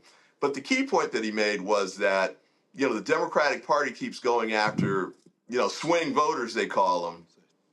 And by that, they mean white voters, pretty much. They mean white especially women. white suburban women. Yeah, frequently white women. His point, though, was if you look at what's happened with their numbers, they've been stable over the last 4 elections. The last person to get a decent number of white women voters was Barack Obama, and he didn't get over 50%. And that was 17 years ago. That's right. Hillary Clinton didn't get it. Kamala didn't get it. That's not moving. Where we are losing votes, though, where we could get it back quickly, is the African American vote. We lost a lot of votes. They didn't necessarily swing over to Trump, although a lot more did than we were expecting. A lot of people stayed home. That's the swing vote that we need to target and make sure we get out, because those are the districts we need to win that can make a difference. And I think also the messaging for African Americans is going to work with a lot of these folks. Latinos and some of the other groups in particular, maybe not to the extent they will with us, but they're losing health care too. They're going to run into high energy prices too. Their groceries are going up too because of the tariffs and things that the Trump administration's doing. We've got to explain to them so they understand that, and we've got to explain the alternative approach that we want to present them with, a lot of which happened in the Biden administration that Trump's dismantling right now. So we've got our work cut out for us, but I think you're right. We've got to make sure, A, we don't wait till the last minute to start getting the messaging out.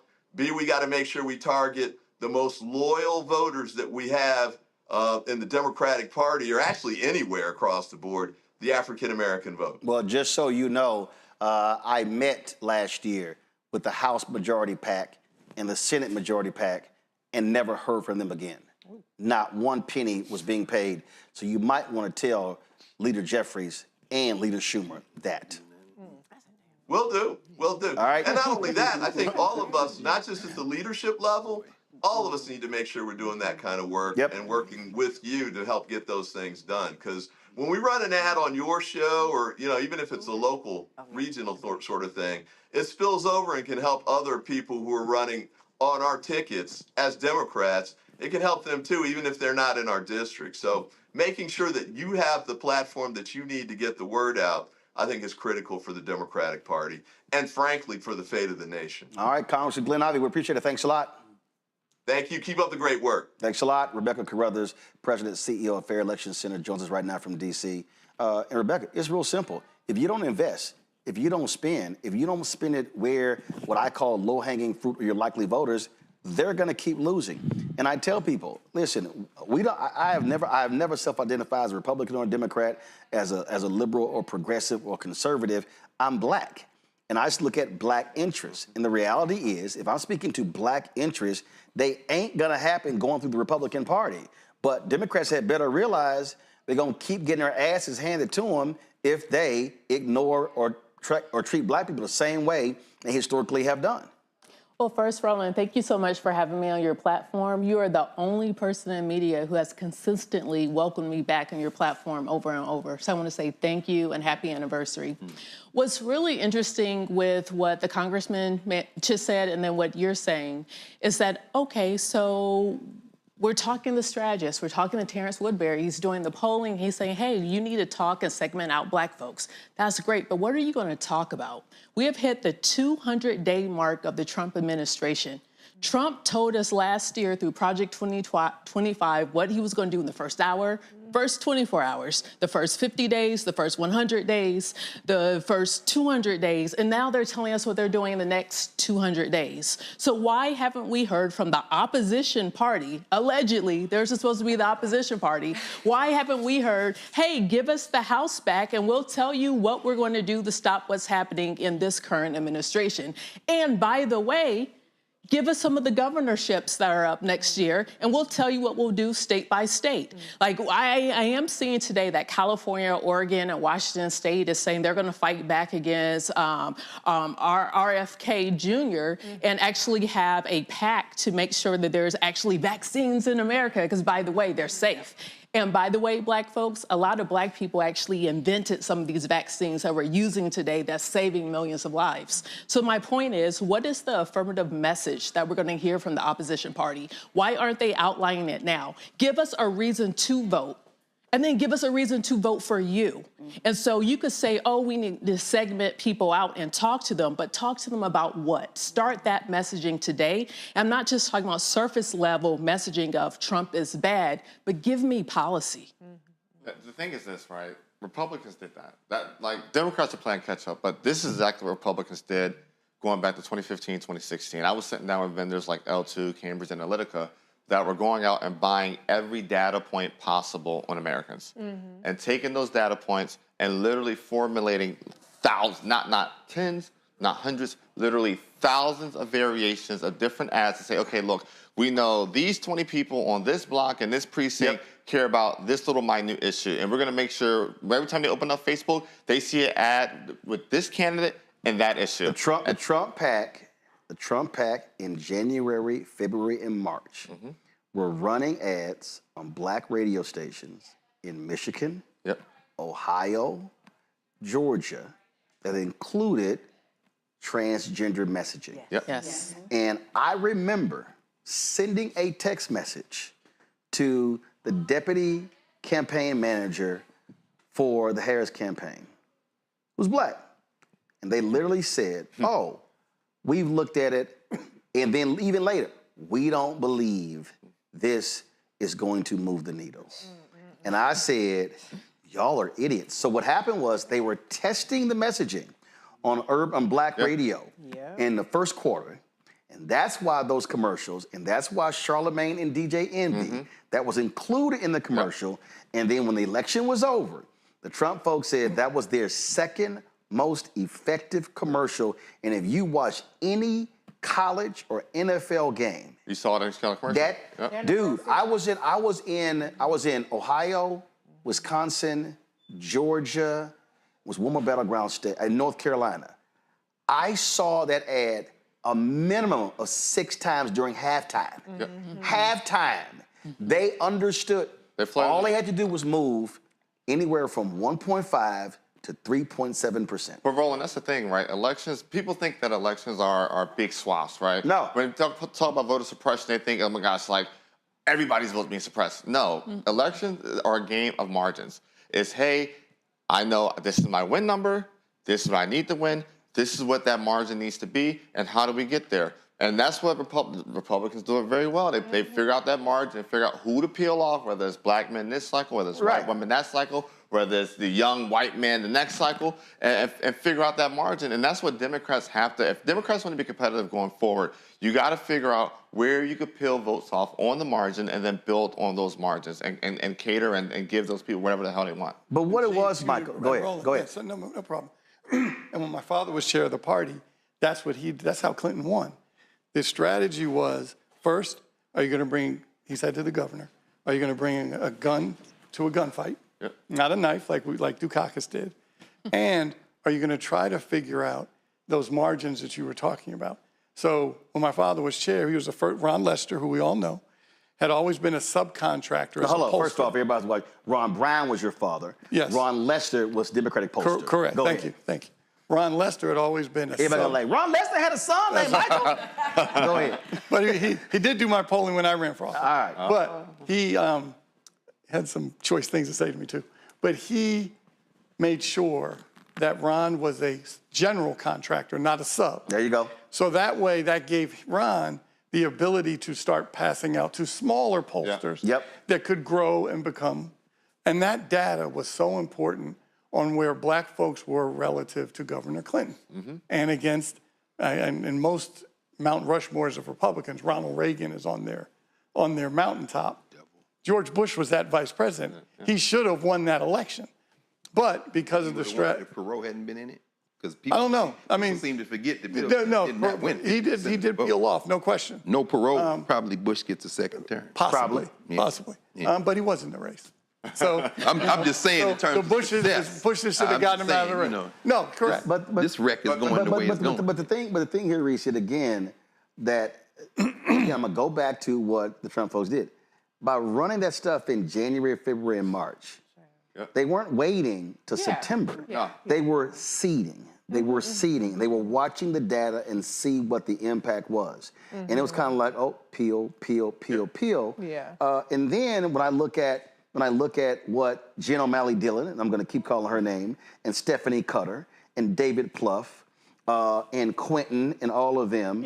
Oh, let's just dump millions into concerts, as opposed to just drilling hard, going in and buying up everything on black radio, everything on black digital, everything on black television. But no, it was kind of like, but the assumption, they're gonna come out. And I keep saying, I kept telling everybody, by the third year of Obama, no black national candidate can run the Obama playbook ever again. It won't work. You have got to run differently to turn out black people, because the person who was 10 years old when Obama got elected is now 27. It ain't the same person. Yeah. I'm not even gonna get into the black part of all that. I will say that I was on Chicago Public Talk Radio in 2023, and I went to Twitter right after, and I said, "Woo, child, we got work to do," because all I heard from the callers, black callers, was trans and immigration shit.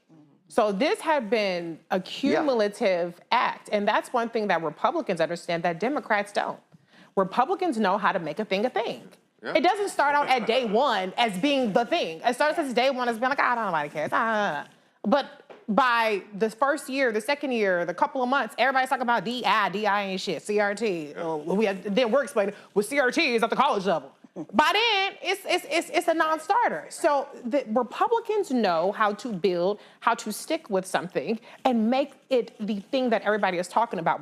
Democrats, like you pointed out, we don't think it's moving the needle. So they let shit fester, or they have things that they should be hammering, but they don't because, this focus group didn't say they cared. This focus group didn't blame Trump for COVID. Well, fuck, that's the biggest fuck up that we've seen in recent decades was COVID.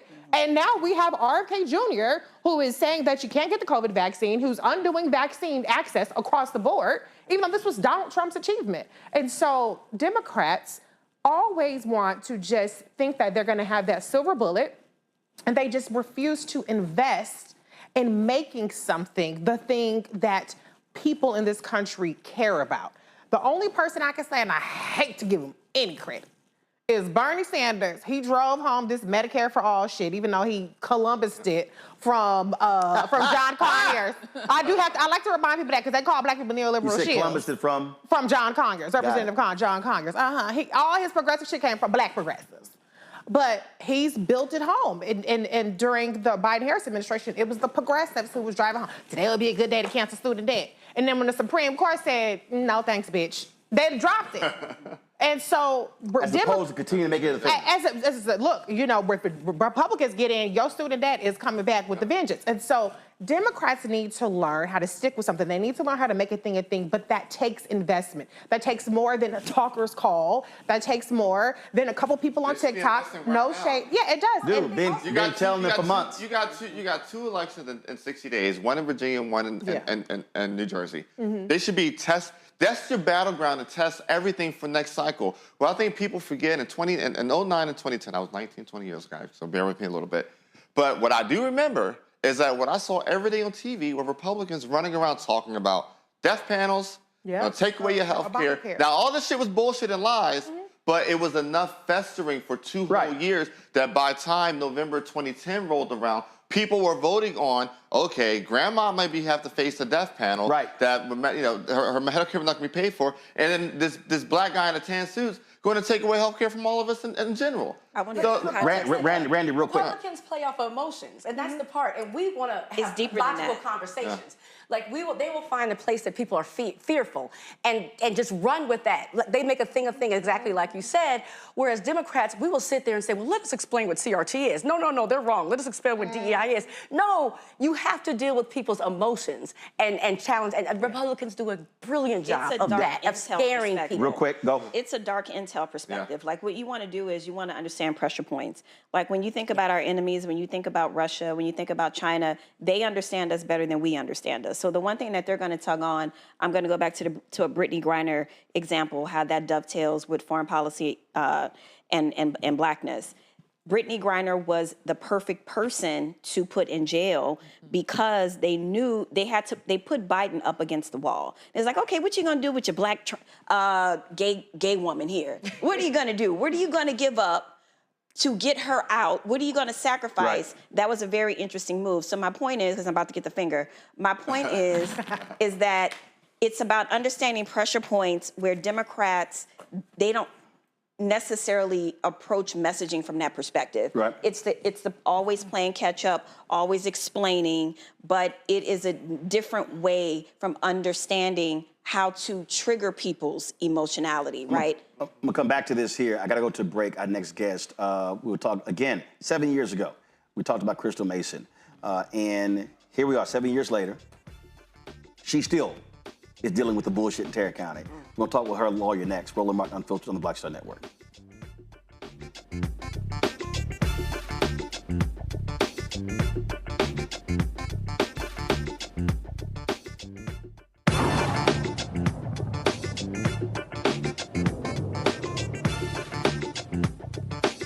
Taking my hat off to you. I salute Roland Martin Unfiltered.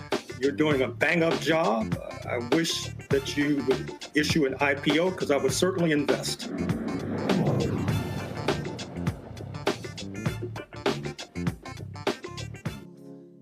Black Star Network, what's happening? It's your man, Kim. And look, my new single, Rock With Me, is on fire. We debuted as the #1 most added and greatest gainer at R&B radio. So look, I want you to go check it out at musicbykim.com. Listen to it, download it, tell me what you think about it. Also, make sure you sign up to be a part of my community so we can stay connected. At Music by Kim on all social media platforms. Thank you for rocking with me. And keep love on the one. 'Cause I want you to rock with me. We live in a strange world till the darkness falls forever.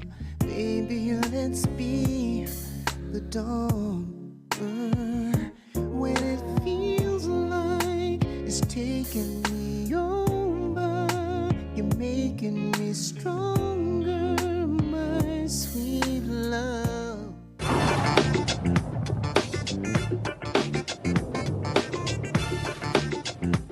And I appreciate you, and as somebody who's done this a long time, there's not very many platforms like this one. It's what makes it special. You should be compensated for how special it is. And now you've built this with your team. I've built my firm with my team.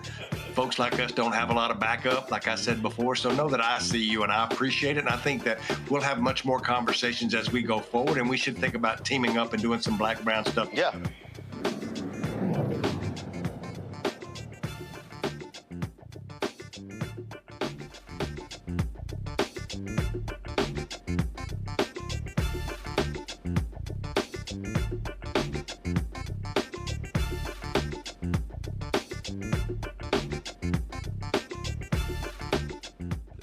All right, folks, welcome back. Roland Martin Unfiltered right here on the Black Star Network. 7 years ago when we launched our show, we told you about this story out of Tarrant County, Texas. Tarrant County, Texas, where Crystal Mason, a black woman, she tried to vote.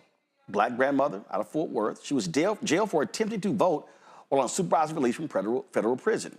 In March 2024, she was acquitted of the charge. However, the racist Tarrant County DA, Phil Sorrells, who should be primaried, urged the state's highest criminal court to review that decision and to convict Mason again.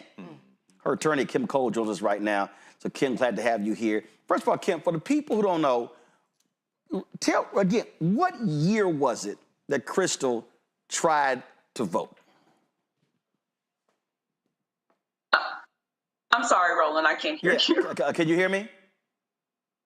Barely. All right, so guys, can y'all fix her audio, please? We want to make sure. So, Kim, can you hear me now? Yes, I can. All right, what year, what election was it where Crystal tried to vote? 2016. 2016. That's 9 years ago. Yes. Now, she tried, so her vote was never counted because they went after her. That violated her, because she had gone to prison on federal charges. So she had to go back to prison. How long was she have to go back for?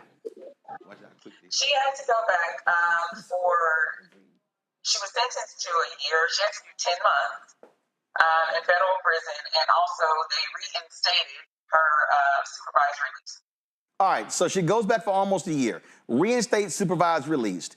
And y'all have been going back and forth, appeals court, all this sort of stuff. And these, and I'm going to call him a absolutely white racist, they are still trying to jail her. The amount of money they have spent and wasted to put this black woman back in jail for a single vote that never even was counted, even after her parole officer testified that she was not aware that she could not vote. Correct. To me, it's an utter waste of taxpayer dollars and a complete abuse of the system. It was clear that Crystal did not know that she could not vote. In the trial, like you said, the supervisor over the entire district stated that they never informed her that she couldn't vote. He also said that they didn't even have a process in place to inform anybody whether or not they could vote. So nobody informed her. The state's own witnesses testified that they sent her mail to her home address while she was in federal prison. So there's no way she could have gotten the the letter saying that she wasn't able to vote. So she never knew. They did not make their case in the state court. That has been our argument all along. They did not make their case in trial, yet the judge, because there wasn't a jury trial, was a judge by a Republican, a trial by a Republican judge, and a bench trial, and he found her guilty. And we're still here, almost a decade later, awaiting a ruling. And so you're awaiting the ruling from which court? From the Texas Court of Criminal Appeals, which is the highest court in the criminal system in the state of Texas. They originally ruled, it's been almost 2 years ago now that they ruled, actually it has been 2 years, I believe, that they ruled that the second Court of Appeals did not properly apply the law to Crystal's case. So they sent it back to the second Court of Appeals and had them take a second look at it and remanded it back to the second Court of Appeals. Now, the second Court of Appeals ruled in our favor, and the state has now filed for a discretionary review, and that's where we are right now. And let's let folks know, how long did y'all have to wait for that last decision? 18 months. So 18 months. So, and when did the clock start this second review? They filed in April of 2024. So we're close to 17 months at this point. Right. And so here we are almost 10 years later, and this sister still is having this over her head because the Tarrant County DA, Phil Sorrells, he wants to put this woman in prison for voting in a vote that was actually never counted, correct? Correct. What they want to do, Roland, is exactly what the prosecutor stated in Crystal's original trial. The prosecutor stated that they wanted to send a message to voters. There we go. Public hanging. That's what the Tarrant County District Attorney wants to do. He wants to send a message to voters. And obviously, we all know what that message means. It's purely voter intimidation. They have, I'm sure, as we've seen in recent news, Texas has gone through extreme measures to chill voting in Texas. And this is one of their tactics, which began almost a decade ago. It's absolutely insane. We've had you and Ora Crystal on this show for the last 6 years, and I can't believe here we are celebrating our 7th anniversary of Roland Martin Unfiltered, and we are still talking about this case. It's unfortunate. It's absolutely unfortunate. Roland, when we came on 7 years ago, we might have to roll the tape back. I may have specifically and definitively stated, nope, this won't fly because it runs afoul of Texas law. However, in today's climate, given the lengths that the Texas Republicans have gone to curtail voting and to send a message, I can't say what the outcome is going to be. I honestly can't. Tarrant County, I believe it's common knowledge that Tarrant County is the largest urban district in the U.S. as far as the red district in the U.S. Yeah, it's actually, but it's also, it is the last large county in Texas that's red. Harris County, that's Houston, Dallas County, Dallas, Bexar County, San Antonio, Travis County, Austin, all of those are blue counties, and this is their last stronghold, and Republicans are desperately trying to hold on to this county, and one of the reasons why this county is still red is because Black Latino voters are not voting their numbers. There you go. Absolutely, absolutely. And they are determined, their motto is keep Tarrant County red. And that's essentially, that's what they're trying to do by any means necessary, even if it means putting an innocent woman in jail. They do not want folks that look like us to vote because their perception is that we always vote blue, which isn't exactly true, but that's the perception. All right. Kim, we appreciate it. We hope not to see you next year on this anniversary. And if we do see you, it's for other reasons. Give Crystal our best. We appreciate it. Thanks a lot. Absolutely. Thank you, Roland, and congratulations on your show. Appreciate it. Thanks a lot. Greg, I want to go to you. Black folks in Tarrant County, there should be Crystal Mason's billboard everywhere. Yes. This, Come on now. this is the thing, and I've hit some pastors there. Come on. And I said, how in the hell are y'all not making her the centerpiece of black turnout? You've got a racist MAGA sheriff in Tarrant County, a racist district attorney, an even more racist county judge who just drove through a racist gerrymandered district to take out Elisa Simmons, county commissioner, because the Republicans have a 3-2 majority. He wants a 4-1 majority. Use this racist white firm paid for by county voters, and then wouldn't even let them testify before the county commissioner's court. And I've been saying that if folk in Montgomery made Rosa Parks the rallying cry, in Tarrant County, it's Crystal Mason. Right. This is 9 years this has been going on. Insane. It is. Well, let's look at Montgomery in that context. Did we know who the enemy was in Montgomery? We absolutely did. The late Neely Fuller said, if you don't understand white supremacy, everything else you think you understand will only confuse you. If a bully keep coming and you keep giving it up, you probably deserve what happens. Not in a moral sense, but when you beat a bully's ass, you beat the shit out of them, they stop. These crackers are doing what they're doing because we haven't stopped them. Yep. You say it all the time, Roland. We vote our numbers, it's over. In Tarrant County, absolutely. You say, since you don't want Crystal Mason to vote, you Klansmen, we're gonna break your political back. And all the people come say, well, we're all just trying to build a better society. No, you go sit your ass down. We're not Democrats, we're not Republicans. You always say, we're for black people. And this is to all the people out there call us shills for the Democrats. You Negroes need to go to hell because you are scared of your master. You worship other white masters, perhaps Karl Marx or, you know, Antonio Gramsci, whoever you worship. But what you don't understand is that old school black people understood the thing. In Montgomery, you the enemy, Mr. Mayor, you the enemy, Bull Connor, you the enemy, and we're gonna organize. Right. What we won't do today is call a thing a thing. The Democratic Party are racists. They are racists. And they are willing to sacrifice us. We need to use the Democratic Party the same way we used to use the Republicans or any other body. It's a delivery system.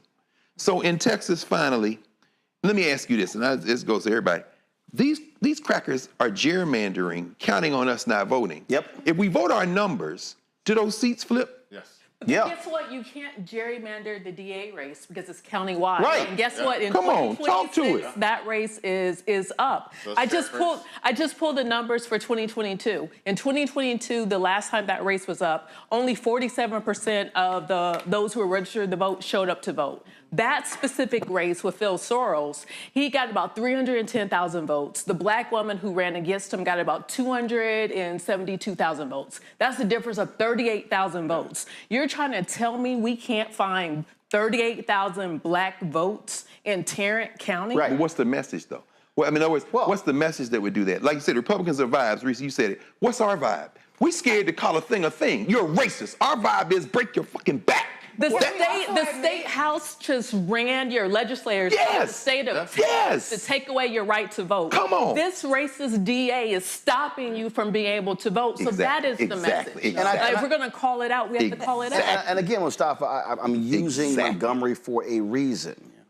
And I hate when black people bring up Montgomery to talk about the boycott. But you can't talk about the boycott if you don't deal with the women's political organization that actually was planning the boycott. That was Joanne Robinson and those women. So when they got sick and tired, because what people don't understand, she sent a letter to the bus company the day after the Brown versus Board of Education decision saying, desegregate. This had been going on for a year. She was one of the people who was denied seating up front. And when that day happened, when the phone call came in, she grabbed 2 Alabama State students, went to the basement of the president's office, mimeographed those copies, called 9 sisters and said, we're dropping them off, dropped the pamphlets off. That pamphlet was disseminated to 50,000 black people, and the only reason the white people found out because a black housekeeper got it and gave it to her white master. And Joanne said they were initially pissed. She said, but what happened was all the press was there at the church that night, and they actually spread the message a lot faster, but that thing was done covertly. Nobody white in Montgomery had any idea. And then she said, because she worked at Alabama State and there were other professors, they did not want folks to lose their jobs, so they sacrificially stepped back and said to the preachers, y'all take it from here. But it doesn't happen unless those black women were already organized and had a plan of action. That's what has to happen in Tarrant County. We keep saying, we went to Kansas City, the Urban League, and they were like, people would turn to vote. I'm like, you hope they turn out to vote. Right. No, you got to go knock on the doors and already know who's going to come out to vote. That's right. And not you hope they turn out. That's right. In Montgomery, they understood, when folks said loose lips sink ships. So they understood that they had to keep things tight. They had to have the strategic plan. They had to make sure that people were not only motivated, but they also had to understand what does the goal look like, as we move down the road. Y'all were talking about, so what is the talking point around what's going on to Sister Mason? It is about illegal lynching. Yeah. It is about illegal lynching that continues to happen not only to her, but continues to happen throughout the black community all across this country. That's right. Folks get that, right? Because they understand how lynching has impacted our communities, and they also understand how the legal system has played a role in that. Yes. And they also should have the understanding of how your vote can actually change that. So our dear sister talked about the DA, right? Yeah. Most folks don't understand how their vote plays into having the DA in there. So we have to make sure that we're utilizing language that our people can actually resonate with, that actually moves through our DNA because of everything that we've been through. There it is. Decade upon decade. So that's the way that I operate. I make sure that I'm creating the imagery and the words that are necessary for folks that I'm working with to really get what's going on. So Crystal, I'm sorry, so Reese, if you say free Crystal Mason, you free Crystal Mason if you defeat his ass. That's true, but I think we need to confront the fact that in our community, as opposed to in Montgomery, there are a lot of people who feel very comfortable with black women being punished. And Republicans understand that when you put a black woman out front, oh well, look at what LaMonica McIver, she is still facing federal charges, trumped up charges for some bullshit, and we barely hear about it. We've talked about it on this show, of course, and in other black media spaces, but is there an uproar? They tried to censure her this week. Why isn't there uproar? Because black women are unprotected in this country, including in I our, don't, but wait, hold on. I Let me give a couple more examples. reject. Let me give a couple more examples. This administration has shown time and time again, when they attack black women, there's very little response. 300,000 black women have lost their jobs. And there's a shoulder shrug to that. Adriana Smith was kept on life support. She was an incubator for a baby for months. And she was taken off life support, and there was very little fanfare about it. And so the problem with, I wish in the depths of my soul that we can make a black woman the poster board and say an injustice against the black woman isn't justice against our entire community. But we are seeing each day the way that this administration is proving that to not to be the case. And we're seeing with Crystal Mason's case, as abhorrent as this has been and as much coverage as this has gotten on your show, it has not moved the needle. And I'm going to go back to Stokely Carmichael.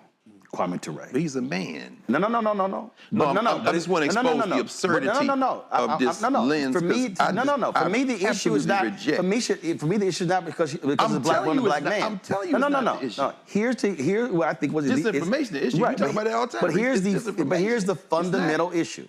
This is just a very clear fundamental issue.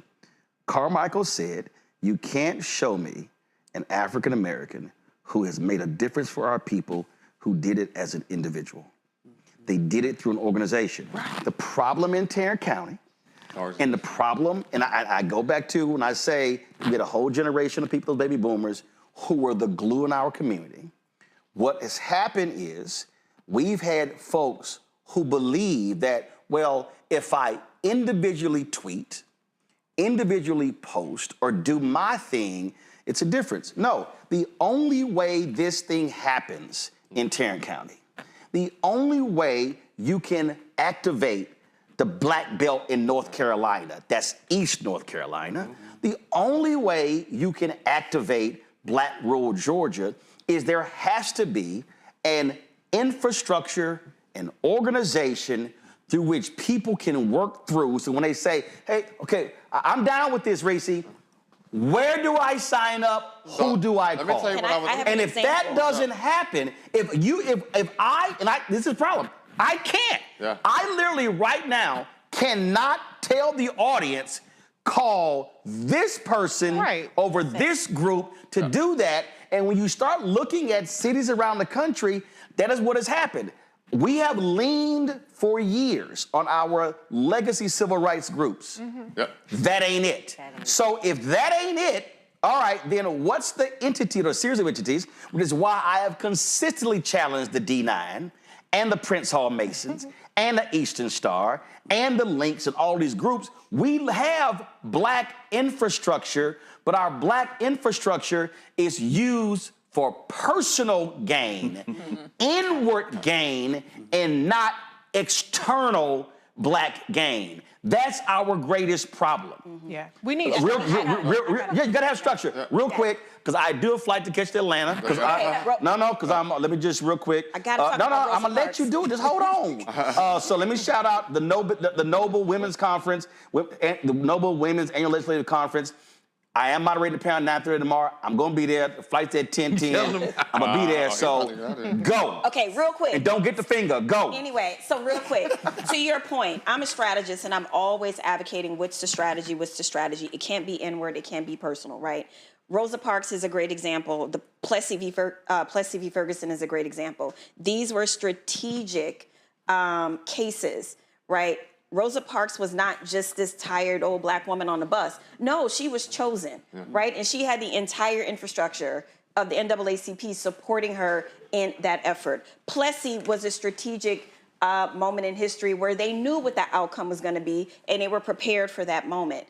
The strategic piece is missing in the messaging, in the execution. And I just want to say, the way in which the Republicans understand how to pull on those pressure points, we don't understand MAGA the way Republicans understand other groups in this country and culture. Hello, Eugene. Randy, go. And we need to stop being so satisfied when we get a little piece of something. What you're saying about our social groups is absolutely right. And I believe that it became individualistic and we feel like, oh, we've made it because I'm in this group and I'm in that group. And we don't have to serve, the groups don't have to serve a greater purpose. We're so worried about the debutante ball and the boule. Or whether we're going to lose our 501c3 status. Absolutely. And don't get me wrong, I'm not saying those things aren't valuable, all right? But we have the power. I was just saying there's a group 17,000 members strong or something. What are we doing? I don't want to just see a letter that we're writing that we're disappointed in what happened, but what are we doing? If we have this power, we owe it to our people. And to think that we have overcome is crazy. So we need to pay attention and realize we haven't overcome and there's work to be done. Before I go to Eugene, I'm going to say this right now, and this is the challenge. The person who is fighting the hardest in Tarrant County is County Commissioner Lisa Simmons. Yes. And I'm going to say this right now. I do not understand why in the hell every single one of you members of Alpha Kappa Alpha Sorority Incorporated is not going hard for your soror. You're right. You do not have to take a vote. You do not even have to discuss it in your organization. Every AKA in Tarrant County can join together and rise up and say, we are going to stand with our sister. Y'all ain't even got to wear pink and green.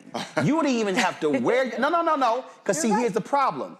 Our D9 organizations are so scared that we tell folk, don't wear your colors, don't wear your letters, because we might get sued. So the point I'm making is, If there is an organization in Tarrant County that could serve as the central mobilizing vehicle, it's the AKs in Tarrant County, because it is your Sarah who they racially gerrymandered out of a position. Oh, hold up. And by the way, for all you AKs in Tarrant County who like, why he calling us out? It was your AKA, Joanne Robinson, who was the one who came up with this in Montgomery. So that's in your DNA. So we talking about who should be there. That's the perfect vehicle to drive this thing home. And it don't matter if Crystal not in a sorority, because when you stand up for Crystal Mason, you standing up for black girls, black women, black men as well. So I'm just simply saying, if we want to know where you can go, it can start with the AKs in Tarrant County, and then the AKs in Tarrant County could call on the Deltas in Tarrant County, and the Zetas in Tarrant County, and the Sigma Gamma Rhos in Tarrant County, and then the black fraternities in Tarrant County. And now all of a sudden, you're gonna have thousands of black people mobilized and organized to drive this campaign home. And let's see what y'all gonna do. Eugene, Rebecca, go. So real quick, I actually agree. Probably you don't even need to make Crystal Mason the face of this. But what you should do is go down to the courthouse, find the last 10, 15,000 cases that his office prosecuted. This data's out there. Use the data the same way Republicans use it. Those people target every last one of their family members above 18. Oh, you got that. In the jail, dozens of people have died in that jail because of this sheriff. I mean, Roland, the thing is this, right? You got 10,000 folks. If you're targeting 5 or 6 per, your margin's right there. I got you. I got it. Go. But even worse, there's a lot of black men who have been killed in Tarrant County by law enforcement, and there hasn't been charges brought. So there's a ton of things. But what I would say is, I talk to people on the ground in Tarrant County. I talk to them all. What are y'all going to do to get this? What are y'all going to do to get this district attorney out of office and to find someone who's actually going to be responsive to the community? And the response that I got back from these people was, oh, well, we're waiting for the Democratic Party. Wow. No. And so this is my point of that. In strategy and strategic planning, you have the strategy, you have goals, and you have tactics. The Democratic Party can be a tactic, but it should never be the strategy. And that's why I keep saying this is not a party thing. This is a black thing. And I need black people. Don't depend on a party, which is why I keep telling people, give your money to Black Voters Matter, give it to Until Freedom, give it to black organizations who are on the ground, who you know are going to spend it with our people, because that's how you actually change this thing. That's how you can actually shift this. And I'm telling you, if what we're laying out, Tarrant County can be taken. Yes. It's there for the taking. The problem is, it has not been organized and has not been mobilized. And if you then take Tarrant County in November and you target next year, then you can take those congressional seats. And guess what? There are Republicans all across Texas who right now are afraid because they've gone so far with these racially gerrymandered maps. They like, wait a minute, it's a lot of black people who have now been shifted into Republican districts. And literally there are 10 Republicans who are like, we could get taken out because of what we just did, but they will never be taken out if we stay at home. Folks, it's our 7th anniversary here on Roland Martin Unfiltered, 4th anniversary of Black Star Network. We want to appreciate everybody who supported us. Normally we have a big party. Normally we got alcohol, food, and everything, but I got a plane to catch. So I got to get to Atlanta. So that's why we cut it short. But hey, we did. Don't be over there like, I know you want some alcohol. It's something in the cabinet. I know you want to drink. I sure is hungry. I ain't even eating today. I know y'all wanted some chicken wings and crab cakes. That's what I really wanted. That's what I wanted. Y'all, I didn't have lunch. I didn't have dinner. Guess what? I can give y'all Lynette's phone number, and all of y'all can get some catered at the crib. I did hit Lynette. You damn, we got cupcakes, and you ain't pay for them. So anyway, I hit Lynette. Lynette brought my favorite chocolate cupcakes, red velvet cupcakes. I appreciate that. Let me thank everybody, of course, who's been on our panel. Let me thank everybody here as well. Thank our staff as well. I'm trying to thank. I'm trying to thank. Girl, take your bow. Take your bow. Mackenzie, sit your ass down. She just got here. Sit down. She's so brand new. Girl, so I'm trying to think. I think so the longest serving people here and it's shocking they still here. Henry and Anthony, I don't know where they at. Let's see, Stephen, of course, on audio. So those are 3 longest serving people. I appreciate that. I'm trying to see who the hell else is in there. Carol. We got Carol over there. Carol. Carol, how you let Lisa come? Carol. Carol, how you let Lisa come? Carol. Carol, how you let Lisa come work at Lisa? But come on to the black side, Lisa. You got way more freedom over here. Come on. Yeah, you can be free over here, Lisa. So again, let me thank the whole staff. Y'all, we had some amazing interns. Folks, we've already started our capital campaign to raise $1 million by December. I'm not going to name the person, but I sent a text message to a whole bunch of people today asking them to post our graphic, to post, hey, support the show. And one of the folks who I sent it to literally said, I'm going to give the show $100,000. Wow. I was totally blown away. So our target goal, pull the graphic up. The goal was to raise $1 million by December. Now our goal, y'all, is $900,000 by December. Right. And we can do this. And I keep telling y'all, listen, we ain't got millionaires and billionaires cutting us checks. We got one now. But ad agencies are screwing with black people. Anti-DEI, I'm telling y'all, black newspapers are getting crushed nationally because of these anti-DEI efforts. Every black nonprofit in America is being impacted by anti-DEI. I need y'all to understand, if there is a moment where black people have to use our coins, and then we love talking about HBCUs and how we love them, a lot of those HBCUs started because free people of African descent put them coins together, pennies and nickels to create those schools. We funded black organizations. We funded black banks. Understand, a hallmark, a central point of building community, you have to have communication mediums. Because this is mass media. It's more than 3,000 people who are watching right now. But I keep telling y'all, March 4th, we had 250,000 watching. So where are the other 247,000? See, we got to also get out of the habit of turning on MSNBC. MSNBC has more black viewers than anybody else. But y'all ain't seeing a lot of black people on MSNBC. You ain't seen black content. You ain't seen black experts. I guarantee you ain't no black foreign policy person you seeing on MSNBC on a regular basis. I guarantee you there's no black studies person you're seeing at a HBCU on a regular basis. That's true. Y'all saw what I did there. There's no black environmental expert, no black economist. I can go on and on and on. So supporting this show and network is critically important. I already told y'all, we're gonna be launching a new daily show.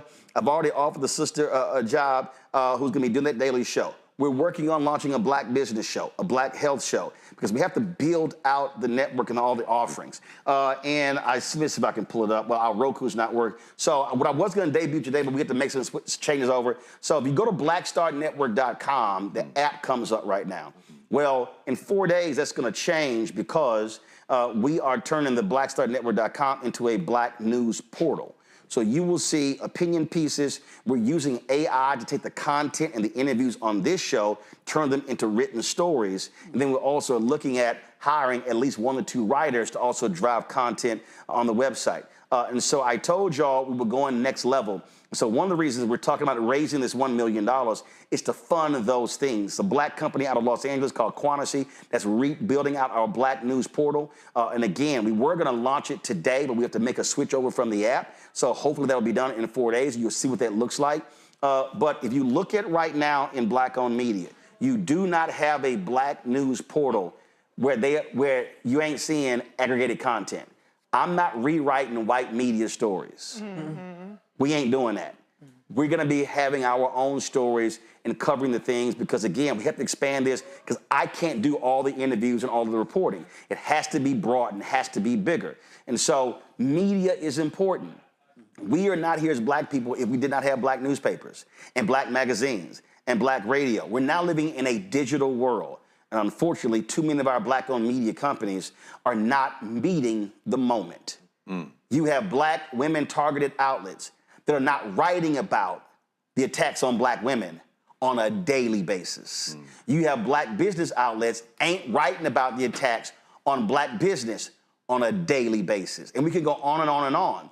And so we're not gonna play this game of sports and entertainment. If y'all want that, go somewhere else. If y'all wanna see who's getting married, who's getting divorced, who's pregnant, who's not pregnant, who left a man, who left a woman. Don't come here because I don't give a shit. You can go somewhere else. I'm not talking about it. I don't care. There's a lot of celebrities I know. Hey, happy birthday. Guess what? I'll send them a text. We ain't doing that on the show because we've got to have a focus where it's just news and information, where it's the beginning, the middle, and the end. And so that's what the goal here. So when I ask y'all to support, I'm not playing. The first check that we got was from a 92-year-old black woman. And I actually put her on the show. And she said she watched my TV One show. She said her daughter followed me on Facebook because she played golf. And that sister said, she told me about what you were launching, and she said, your voice matters, and she sent a $500 check. That's actually how the Bring the Funk fan club got started.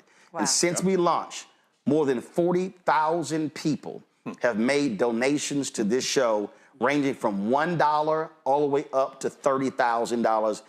And now the largest now is $100,000. But understand, everybody can't give $100,000 or 50 or 30 or 25, 10, 5. Everybody can't even give $50. But trust me, when the sister, the seasoned saint who stopped me at the Atlanta airport and gave me $1, her dollar is just as important as the 100,000. Because you know what? If you get 10,000 people giving $1, there's still $10,000. And so that's where we have to be. And I'm telling y'all right now, this anti-DEI stuff, this anti-black stuff, that's locked in place for the next 3.5 years. We need to understand that, okay? It ain't going away if Democrats win the House next year. And so we have got to have communication mediums that are fortified, that are unbought, unbossed, and that they do not control. And I told y'all, the only person above me on our flow chart is God. I don't report to anybody else. I don't ask anybody else, can I? I don't ask anybody else for permission. And guess what? Ida B. Wells Barnett was that way. So was Robert Abbott. So was Frederick Douglass. So was John Sinstack. So was John H. Johnson and Earl Graves and the brothers who own Essence. The only way we can truly have free black-owned media, what I mean by free of constraints, is if we fund it. And that's what has to happen. And so if you want to support our work, again, our goal is to raise $1 million, now $900,000 between now and December 31st. You can contribute via Stripe with Cash App. You see the QR code right here. PayPal is R Martin Unfiltered. Venmo is RM Unfiltered. Zelle, Roland at RolandSMartin.com, Roland at RolandMartinUnfiltered.com. Checks and money orders, make it payable to Roland Martin Unfiltered, P.O. Box 57196, Washington, D.C., 20037 7-0196. Of course, download the Black Star Network app, Apple phone, Apple TV, Android TV, Roku, Amazon Fire TV, Xbox One, Samsung Smart TV. Those of you watching on YouTube, hit the damn like button. I see all y'all commenting, but y'all, I see more than 3,000 people watching. I don't see 3,000 likes. What's up with that? Makes no sense to me, all right?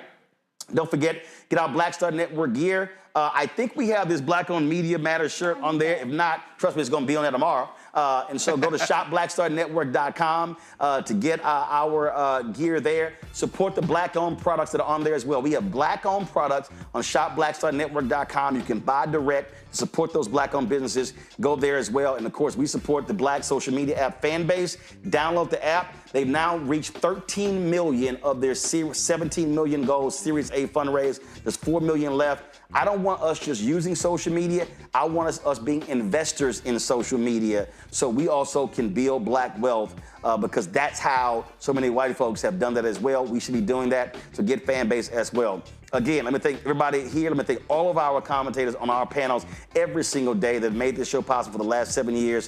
Thank our staff, and more importantly, let me thank every single one of you because y'all watching, y'all commenting, y'all posting, y'all sharing our content is how we went from 157,000 YouTube subscribers to now 1.85 million, and how we've been able to build and grow this to hit a high of some 30 million views a month. And last point, YouTube's top 100 black podcasts, they've not had that for like 3 months. It's only 2 weeks we were not in the top 100. They reached the highest we reached was number 40. And we're the only black news outlet that is on YouTube's top 100. Everybody else is sports and entertainment. And that shows you the power of black eyeballs and black voices. Folks, I'll see you tomorrow from Atlanta. Thanks for joining us in our celebration, 7th anniversary, 4th anniversary. I'll see you tomorrow. Holla! And get some cupcakes.